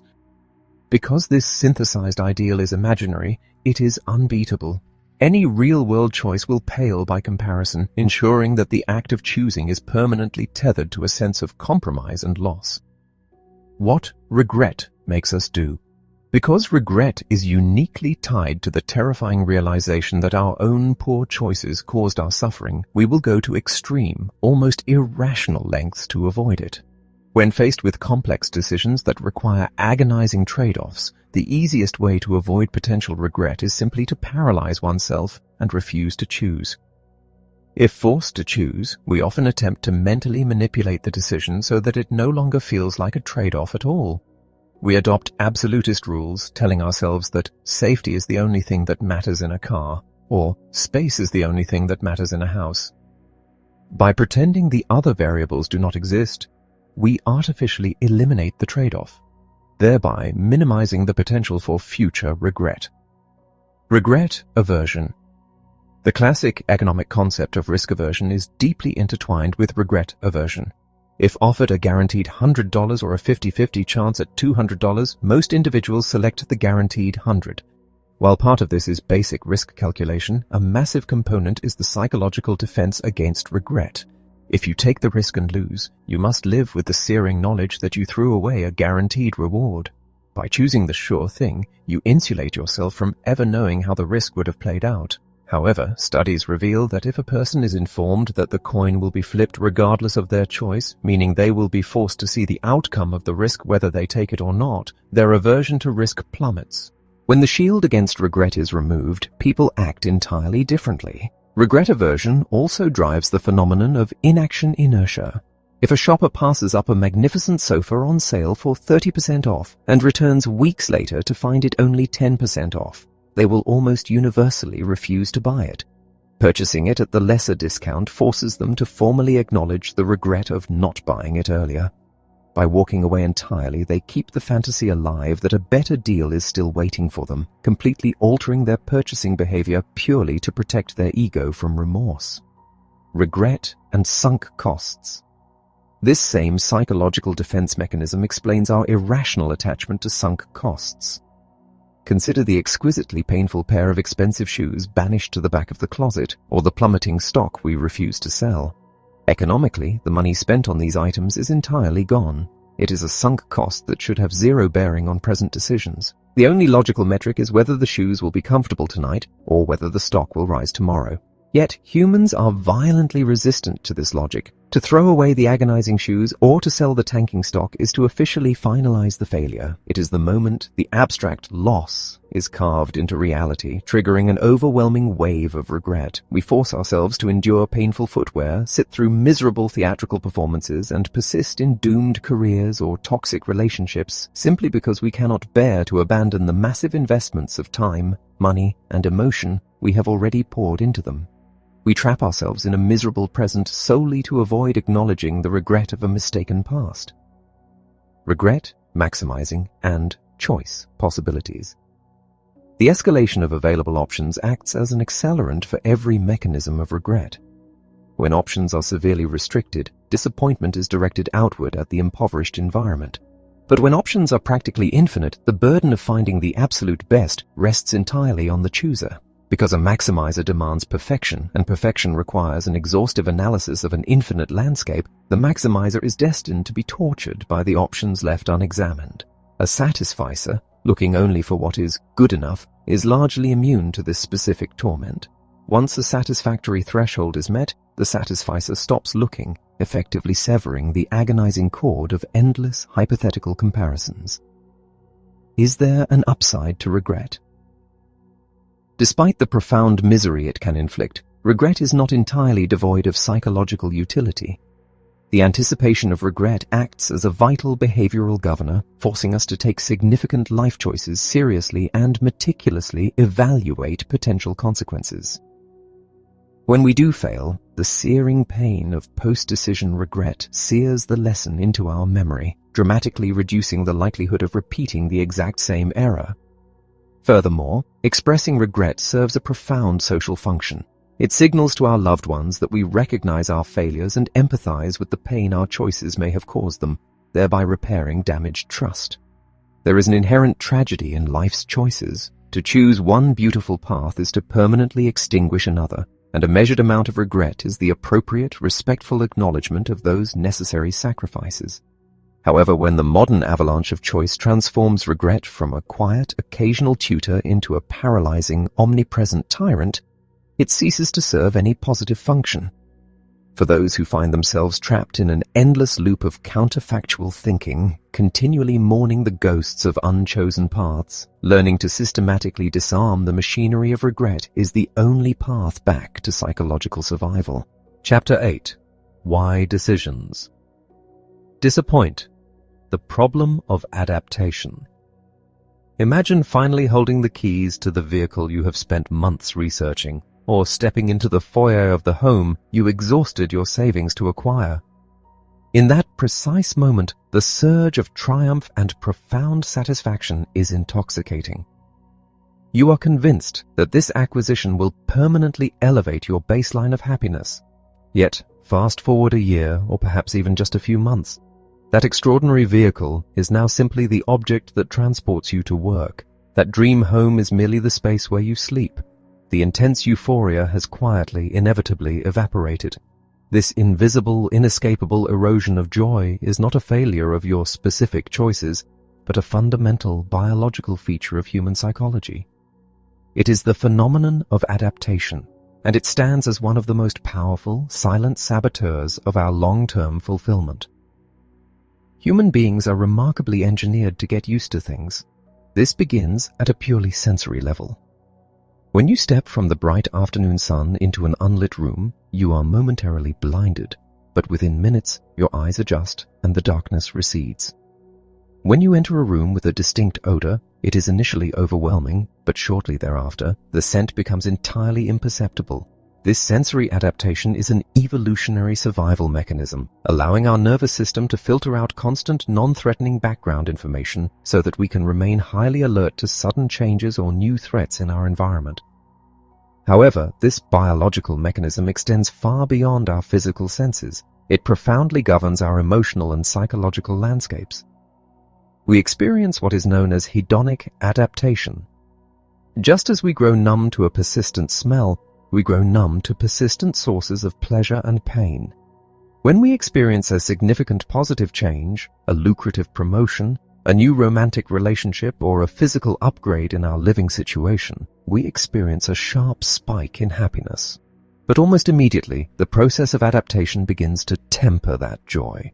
What was recently a thrilling luxury rapidly transforms into a comfortable baseline, and eventually, it downgrades into a basic necessity.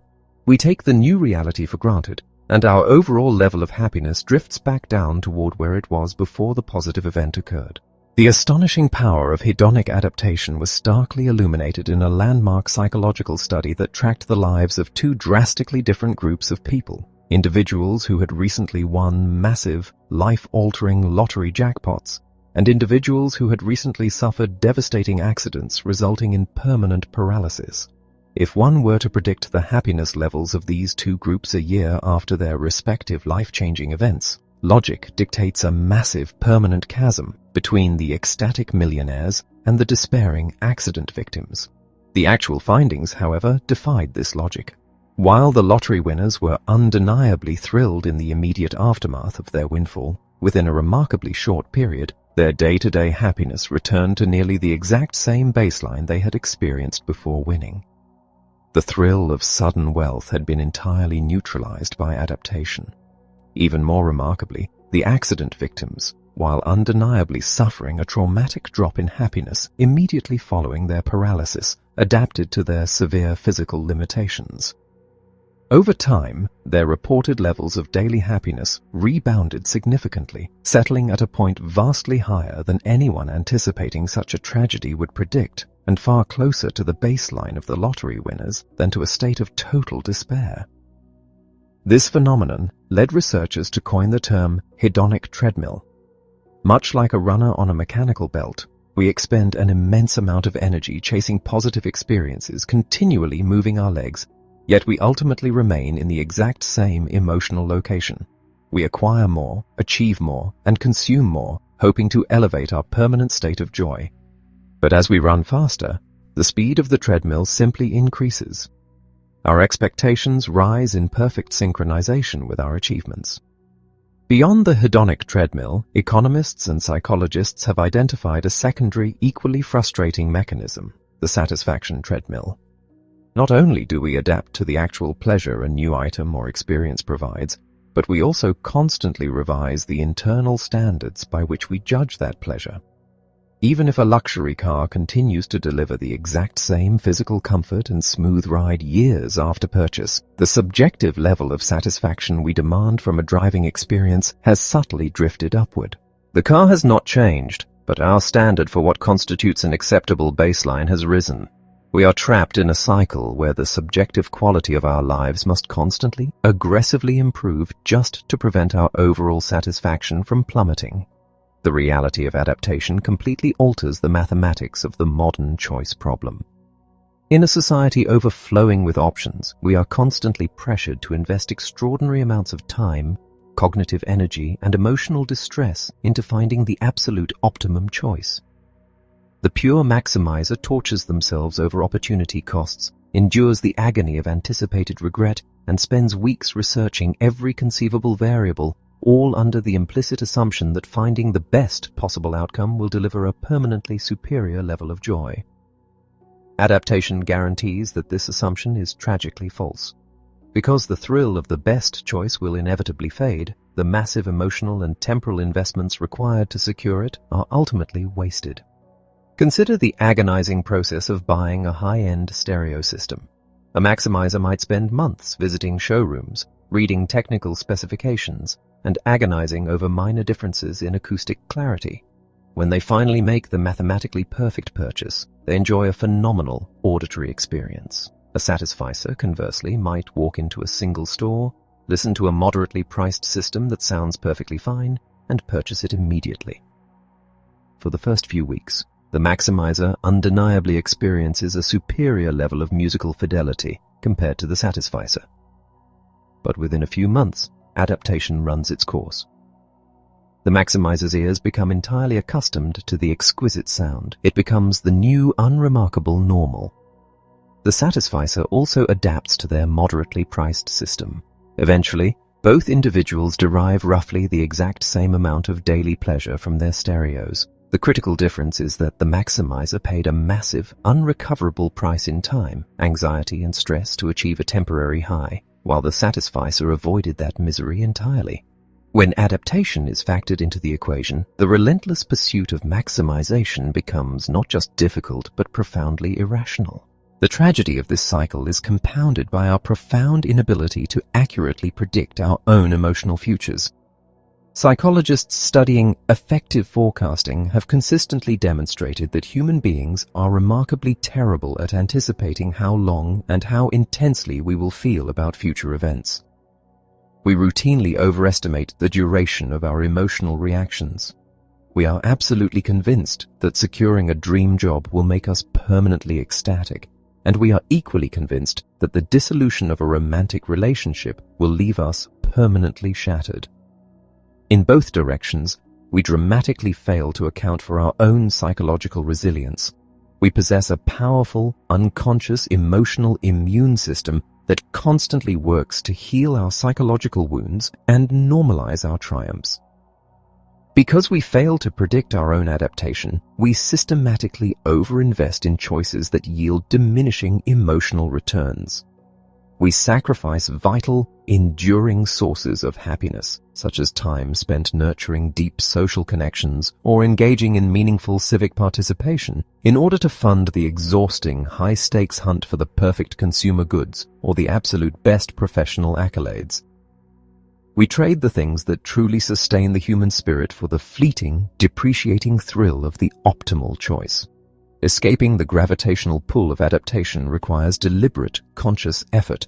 We cannot permanently turn off our biological tendency to get used to things, but we can actively disrupt the process. The most powerful antidote to adaptation is the intentional cultivation of gratitude. Gratitude is the conscious, disciplined act of directing our attention away from the shiny, unacquired alternatives and firmly focusing on the value of what we already possess.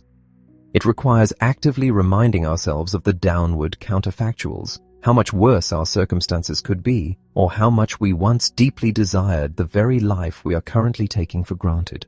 By routinely pausing to vividly appreciate the present moment, we force the treadmill to stop, allowing ourselves to actually experience the joy we worked so hard to acquire before it fades into the invisible background of our daily existence. Chapter 9. Why Everything Suffers from Comparison. The human mind does not possess an internal, absolute measuring stick for value, joy, or success. We cannot evaluate an experience in a pure vacuum. Instead, our cognitive architecture is entirely dependent on context. To understand if a room is warm, we must subconsciously compare it to the cold wind outside. To determine if a salary is generous, we must measure it against our previous earnings or the wages of our peers. We navigate our entire reality through a relentless, inescapable process of comparison. While this comparative machinery is essential for basic survival and making sense of the physical world, it becomes a profound psychological liability when unleashed in a modern consumer landscape overflowing with limitless options. Before diving into the mechanics of this phenomenon, it is crucial to recognize that the very act of choosing sets a stage where an outcome is rarely judged simply on its own merits, but rather on how it measures up against a shadow world of alternatives. When we engage in the act of evaluation, our judgment is heavily dictated by the specific framework or reference point we adopt. This concept is foundational to how we process our reality. If you discover you will receive a 10% annual bonus, your emotional reaction is entirely dependent on the frame of reference. If you expected nothing, the bonus is a magnificent triumph. If you expected 20%, the exact same sum of money is a bitter insult. This demonstrates that we do not respond to absolute states of wealth or achievement. We respond to changes in our state relative to an established baseline. The psychological impact of an event is dictated by whether we code it as a gain or a loss relative to that invisible anchor. Because human beings are deeply averse to loss, experiencing the pain of a setback far more intensely than the pleasure of an equivalent gain, the specific frame we use to evaluate a choice carries immense emotional stakes. When the marketplace offers only a handful of options, the baseline for comparison remains relatively low and stable. However, as the volume of available choices explodes, the sheer number of potential reference points multiplies exponentially. Every new glossy alternative introduced into our line of sight subtly shifts our internal baseline upward. A vehicle that felt perfectly adequate yesterday suddenly feels lacking today, not because the vehicle itself deteriorated, but because the frame of reference was altered by the introduction of a new, highly publicized luxury model. We are continuously forced to evaluate our present reality against a highly idealized, ever-expanding catalog of what might be possible, ensuring that our current state frequently feels like a painful deficit. This relentless upward shift in reference points inevitably gives rise to a deeply corrosive phenomenon, the inflation of expectations. In an environment of scarcity, expectations remain tethered to reality. If you visit a small rural diner offering only one type of pie, you expect it to be edible, but you do not demand a transcendent culinary experience. If the pie is slightly stale, you accept it as a minor misfortune of the environment. However, if you enter a magnificent artisanal bakery boasting 40 distinct, exquisitely crafted pastries, your internal calculus changes dramatically. The mere existence of such vast variety implies a promise of absolute perfection. You naturally assume that with so many options, at least one of them must precisely align with your exact desires. When we are confronted with a mountain of choices, we unconsciously raise our standards. We cease looking for an outcome that is merely acceptable and begin demanding an outcome that is flawless. This elevated expectation sets a dangerous psychological trap. If the ultimate choice fails to deliver absolute perfection, the disappointment is severe. The tragedy is that as our expectations skyrocket, the actual quality of the experience struggles to keep pace. Even if the chosen pastry from the artisan bakery is objectively superior to the diner's pie, the subjective joy it delivers might be significantly lower because it failed to clear the impossibly high hurdle of our inflated anticipation. A culture of limitless choice guarantees that our expectations will consistently outrun our reality, ensuring a perpetual state of mild dissatisfaction. The curse of modern abundance is not that the quality of our goods has declined, but that our capacity to be pleasantly surprised has been almost entirely obliterated. The most dangerous and volatile metric by which we evaluate our lives, however, is not the hypothetical ideal, but the tangible reality of the people around us. We are fiercely social creatures, deeply attuned to hierarchy and status. Consequently, we engage in constant social comparison. We evaluate our professional success, our physical attractiveness, our material wealth, and even the happiness of our marriages by glancing sideways at our neighbors, colleagues, and peers. Social comparison operates as a vicious engine for discontent. When evaluating choices, we are rarely satisfied with securing something that is simply good. We are driven by an underlying compulsion to secure something better than what others possess. Certain acquisitions are known as positional goods, meaning their entire value is derived from their exclusivity. A sprawling, isolated estate is only highly valuable if everyone else does not also own one. If the entire population suddenly gained the exact same level of extraordinary wealth, the subjective satisfaction of being wealthy would evaporate because the relative advantage would disappear. In a society saturated with choice, the landscape for social comparison becomes infinitely complex and relentlessly exhausting. When options were limited, everyone essentially consumed the same media, purchased similar appliances, and followed comparable life trajectories. Today, every individual curates a hyper-personalized existence. This means we are constantly exposed to peers who have made completely different choices, securing different advantages that we inevitably lack. We see a colleague taking a lavish, exotic vacation, a neighbor purchasing a cutting-edge technological gadget, or a friend opting for a highly flexible, unconventional career path. Every differing choice made by those around us serves as a spotlight illuminating the potential flaws in our own decisions. This dynamic is particularly devastating for those who operate with a maximizing mindset. A satisficer, secure in their internal standard of what is good enough, is largely immune to the poison of social comparison. If their vehicle safely transports them to their destination, they are entirely unbothered by the fact that their neighbor recently acquired a faster, more expensive sports car. The satisficer's reference point is internal. The maximizer, however, relies exclusively on external reference points to determine if they have truly secured the best. For the maximizer, the neighbor's new sports car is not merely a piece of metal. It is an agonizing piece of data proving that their own choice was suboptimal. The maximizer is forced to run an endless, unwinnable race, forever scanning the horizon to ensure no one else has discovered a superior path. In an environment of infinite choice, the pool of people to compare oneself against, amplified by the global reach of modern media, is boundless, guaranteeing that someone somewhere will always appear to be faring better. Chapter 10. Whose fault is it? Choice, disappointment, and depression. To fully grasp the psychological toll of our modern landscape, one must confront a terrifying paradox at the heart of contemporary society. By every objective metric of wealth, liberty, and technological advancement, the present era represents the pinnacle of human achievement. We possess unprecedented autonomy to design our lives, dictate our careers, and curate our daily experiences. Yet running parallel to this explosion of freedom is a quiet, devastating epidemic.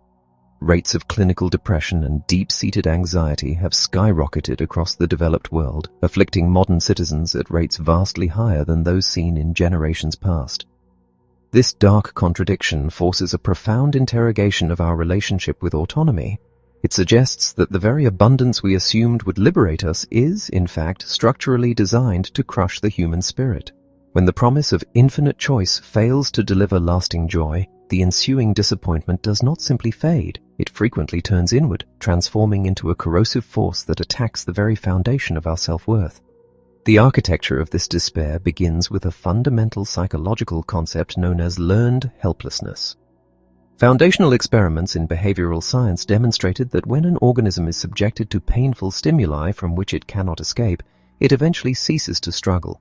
It learns that its actions are completely disconnected from the outcomes it experiences. This profound realization of powerlessness induces a state of passive surrender. When subsequently placed in a situation where escape is entirely possible, the organism remains immobilized, fundamentally broken by the internalized belief that trying is futile. This mechanism translates directly to human psychology. When individuals feel they lack control over the critical dimensions of their lives, their motivation evaporates, their emotional resilience collapses, and the biological precursors to clinical depression take root. However, the human mind is infinitely more complex than a simple behavioral model. When humans experience a lack of control or a significant failure, we do not merely react. We actively interpret the event. We construct a narrative to explain why the failure occurred, a cognitive process known as an attributional style. These explanatory narratives operate along three specific dimensions. First, we determine if the cause is global or specific. Does this failure mean my entire life is a disaster, or is it just this one isolated event? Second, we determine if the cause is chronic or transient. Will I always be a failure, or was this just a temporary setback? Finally, and most crucially, we determine if the cause is internal or external. Is this disaster my fault, or is it the fault of the environment, the economy, or sheer bad luck? The specific narrative we construct dictates our psychological fate. A person who experiences a severe professional setback and attributes it to a specific, transient, external cause, perhaps a sudden, unpredictable downturn in the global market, will naturally feel disappointment, but they will eventually recover and try again. Their fundamental sense of self remains intact.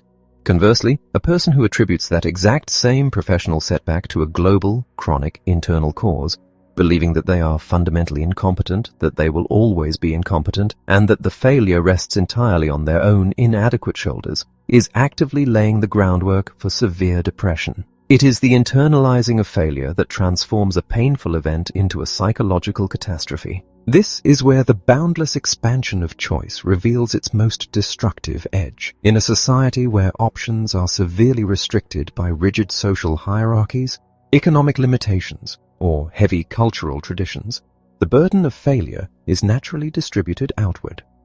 If a person finds themselves trapped in an unfulfilling career or a difficult marriage in a society that permits no alternatives, they can rightfully blame the universe, the system, or the cultural norms.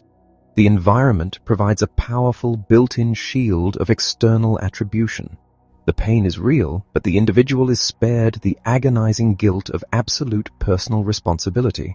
The modern culture of choice entirely dismantles this psychological shield by constantly broadcasting the message that every individual is the absolute author of their own destiny, and by providing a seemingly infinite array of options in every domain of life. Society has effectively eliminated the external excuse. If you possess the freedom to choose your exact career, your living environment, your romantic partner, and even the precise configuration of your physical appearance, the logic of the culture dictates that any resulting unhappiness is unequivocally your own fault. The sheer volume of available alternatives guarantees that a better path must have existed, and your failure to locate it is a direct indictment of your intelligence, your effort, or your character. Boundless choice practically forces an individual into an internal attributional style, weaponizing every mundane disappointment and turning it into a profound moral failing.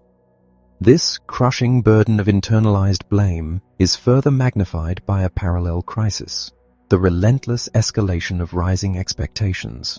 When the marketplace offers only a handful of basic options, our expectations remain tethered to reality. We hope for utility and adequate function, but as the sheer volume of choices multiplies, the implication is that perfection is not merely possible, but guaranteed. If there are hundreds of distinct variations of a simple consumer product, or thousands of potential career trajectories, or an infinite digital catalog of potential romantic partners, it stands to reason that one of them must perfectly, flawlessly align with our deepest desires.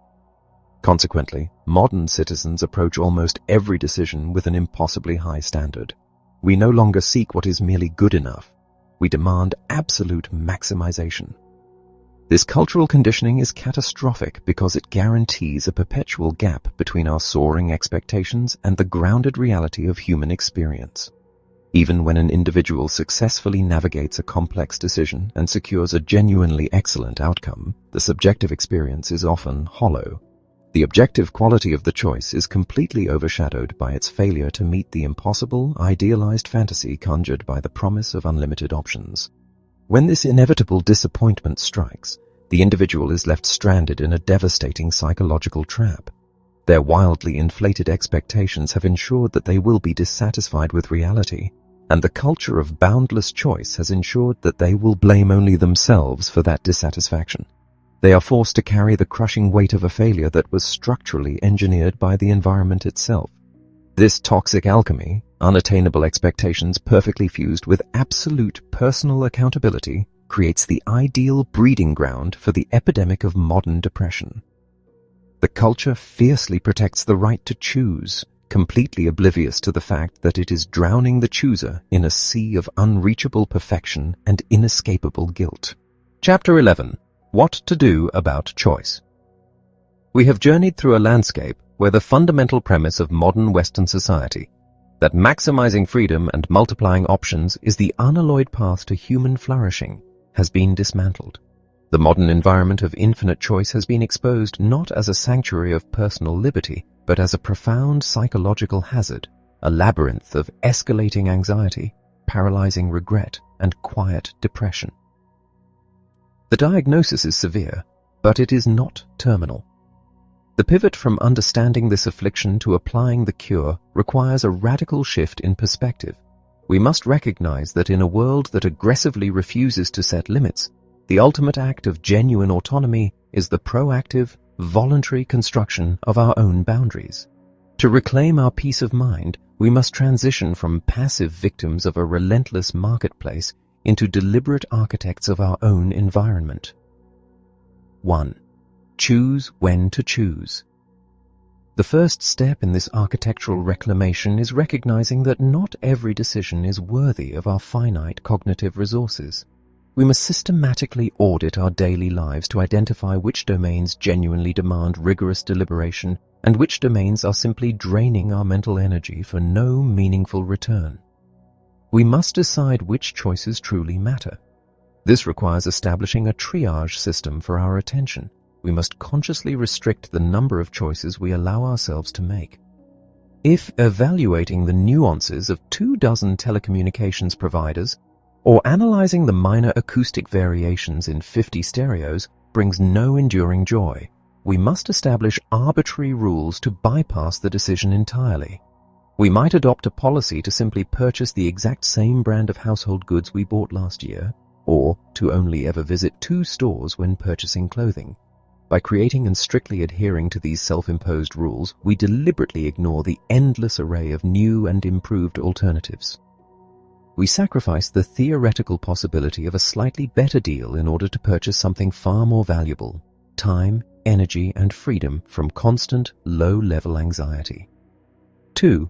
Be a chooser, not a picker.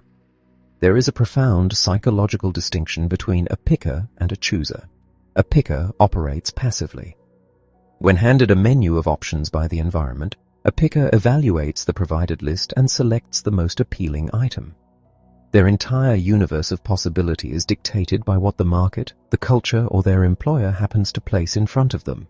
A A chooser, conversely, takes active authorial control. A chooser reflects deeply on what is genuinely meaningful, defines their own unique goals, and evaluates the environment against that internal standard. Crucially, a chooser possesses the clarity and the courage to look at the massive menu of options provided by society and say, none of these are acceptable. A chooser is willing to forge an entirely new path if the existing choices demand unacceptable trade-offs. However, the grueling mental labor required to be a genuine chooser in the profound areas of life, career, family, morality, is immense. If our minds are constantly fatigued by the endless process of picking trivial consumer goods, we will lack the stamina to be true choosers when it matters most. By intentionally restricting our engagement with trivial choices, we preserve the vital energy required to author our own existence.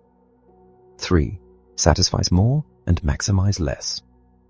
The maximizing strategy, the relentless, uncompromising pursuit of the absolute best possible outcome in every scenario, must be recognized for what it truly is, an engine for human misery. In an environment of bounded options, maximizing is difficult. In an environment of infinite options, it is a mathematical and psychological impossibility. The only sustainable path forward is to embrace satisficing. We must train ourselves to accept what is good enough. This is frequently misunderstood as a call to settle for mediocrity or to abandon our ambitions. It is nothing of the sort. A satisficer can and should establish incredibly high, exacting standards. The critical difference is that the moment a satisficer encounters an option that meets or exceeds those rigorous standards, the search concludes instantly. The satisficer refuses to be haunted by the phantom possibility that an even better option might exist just out of sight. By fully committing to the first option that fulfills our requirements, we strip the endless marketplace of its tyrannical power over our minds, and we allow ourselves to actually enjoy the fruits of our decisions. 4. Think about the opportunity costs of opportunity costs. Every time we evaluate a potential choice, we are inevitably confronted with opportunity costs, the attractive features of the alternatives we must leave behind. While it is economically sound to consider what we are sacrificing, obsessing over these costs is a psychological poison. The more alternatives we allow ourselves to ponder, the more our final choice is bled dry by the accumulated subtractions of everything we did not select. We must recognize that the act of evaluating opportunity costs carries its own massive opportunity cost. It steals our joy and paralyzes our action. Therefore, we must deliberately restrict how many alternatives we permit ourselves to consider. Unless we are entirely dissatisfied with an option, we must cultivate the discipline to simply stop looking. We must intentionally blind ourselves to the phantom features of unchosen paths, recognizing that the temporary illusion of total awareness is not worth the permanent destruction of our satisfaction. 5. Make your decisions non-reversible. Modern consumer culture heavily promotes the illusion of the perpetually open door. We are conditioned to demand flexible return policies, trial periods, and non-binding commitments, believing that keeping our options open protects us from regret. The psychological reality is the exact opposite. Human beings possess a powerful, unconscious psychological immune system designed to help us rationalize and find peace with our circumstances. However, this system only fully engages when a situation is final. When we know a decision can be reversed, we remain in a state of constant low-level evaluation, hyper-focusing on the flaws of our choice because we know we can still abandon it. By treating our choices, from the physical goods we purchase to the romantic partners we commit to, as absolute and non-reversible, we force our minds to stop scanning the horizon for alternatives. We compel ourselves to pour our cognitive energy into appreciating the positive aspects of what we have chosen, thereby generating genuine satisfaction where previously there was only anxious hesitation. 6. Practice an attitude of gratitude. Because the biological phenomenon of hedonic adaptation guarantees that the initial euphoria of any new acquisition or achievement will inevitably fade into background noise, we must actively, continuously wage war against our own neurology. The most potent weapon in this struggle is the deliberate, disciplined practice of gratitude. We cannot passively wait to feel grateful, we must engineer it. This requires consciously directing our attention away from the shiny, unacquired alternatives that society constantly flaunts and forcing ourselves to focus fiercely on the immense value of what we already possess. We must routinely generate downward counterfactuals, vividly imagining how much worse our lives could be, or recalling a time when we desperately desired the very circumstances we are currently taking for granted. By routinely pausing to artificially spike our awareness of our own good fortune, we temporarily halt the hedonic treadmill and allow ourselves to experience the joy that adaptation continuously attempts to steal. 7. Regret less. The twin specters of anticipated regret and post-decision regret cast a long, paralyzing shadow over our autonomy. To survive, we must actively disarm the internal machinery that produces these toxic emotions. The most effective method is to embrace the satisficing mindset, as recognizing that absolute perfection is an illusion naturally reduces the pressure to make a flawless choice. Furthermore, we must consciously alter our attributional style. When a decision yields a disappointing outcome, we must resist the overwhelming cultural pressure to immediately internalize the blame. We must acknowledge the massive, chaotic complexity of the world. Even the most thoroughly researched, brilliantly calculated decisions can be derailed by entirely unpredictable external forces.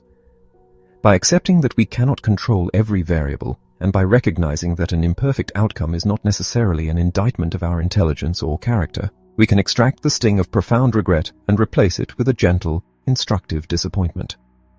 8. Anticipate adaptation. We are historically terrible at predicting our own emotional futures. We consistently overestimate how long and how intensely a new house, a new job, or a new relationship will make us ecstatic. Because we fail to account for our own inevitable adaptation, we routinely make massive, life-altering sacrifices for what will ultimately be a temporary emotional spike. We must enter every major decision with the sober, grounded realization that the initial thrill will inevitably subside. By consciously anticipating our own adaptation, we prevent the eventual emotional plateau from feeling like a tragic failure or a reason for despair.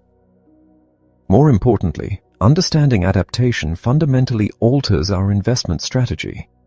When we realize that the joy of material upgrades is fleeting, we become far less likely to sacrifice our time and our vital social connections, the true, enduring sources of human fulfillment, in the endless, exhausting pursuit of the absolute optimal consumer choice. 9. Control expectations. The relentless expansion of choice acts as a massive accelerant for human expectations. The mere presence of thousands of options implicitly promises that an absolute, flawless paradise exists, provided we search hard enough. This guarantees that our lived reality will perpetually fall short of our wildly inflated imaginations. We must aggressively lower the bar. This is achieved by intentionally restricting the number of options we allow into our consciousness and by embracing the inescapable reality that every decision involves painful trade-offs. By tethering our expectations back to the grounded, imperfect reality of human existence, we remove the burden of perfection from our choices. When we expect less than absolute optimization, we allow ourselves the profound psychological luxury of actually being pleasantly surprised by the good things we encounter. 10. Curtail social comparison. We are inherently social creatures, biologically wired to measure our own standing against the hierarchy of our peers. In a world of infinite choice, where everyone is pursuing wildly different paths and securing different visible advantages, social comparison becomes a toxic, unwinnable arms race. Every lateral glance at a neighbor's success illuminates a potential flaw in our own trajectory. We must ruthlessly sever this habit. We must recognize that social comparison is the lifeblood of the maximizer and the enemy of the satisficer. The only valid, sustainable metric for evaluating our choices and our lives is our own internal standard of what is deeply meaningful and good enough for us. By consciously redirecting our focus inward and refusing to allow the curated highlight reels of others to dictate our own satisfaction, we starve the engine of envy and protect our psychological baseline. 11. Learn to love constraints. The most difficult, counterintuitive lesson of the modern era is that the ideological foundation of our culture, that every constraint is an assault on freedom, is fundamentally flawed. We have been conditioned to view every rule, every limitation, and every permanent commitment as a prison to be escaped. We must violently unlearn this philosophy. Unbound freedom is not liberating, it is paralyzing. It forces us into a state of perpetual, exhausting negotiation with every minor detail of our existence.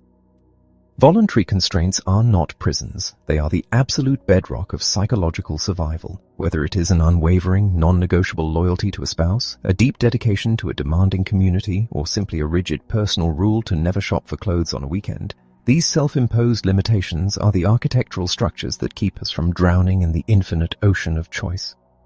By learning to embrace and even love our constraints, we paradoxically secure the only kind of freedom that genuinely matters. The freedom to focus our precious, finite energy on the pursuits that truly nourish the human spirit.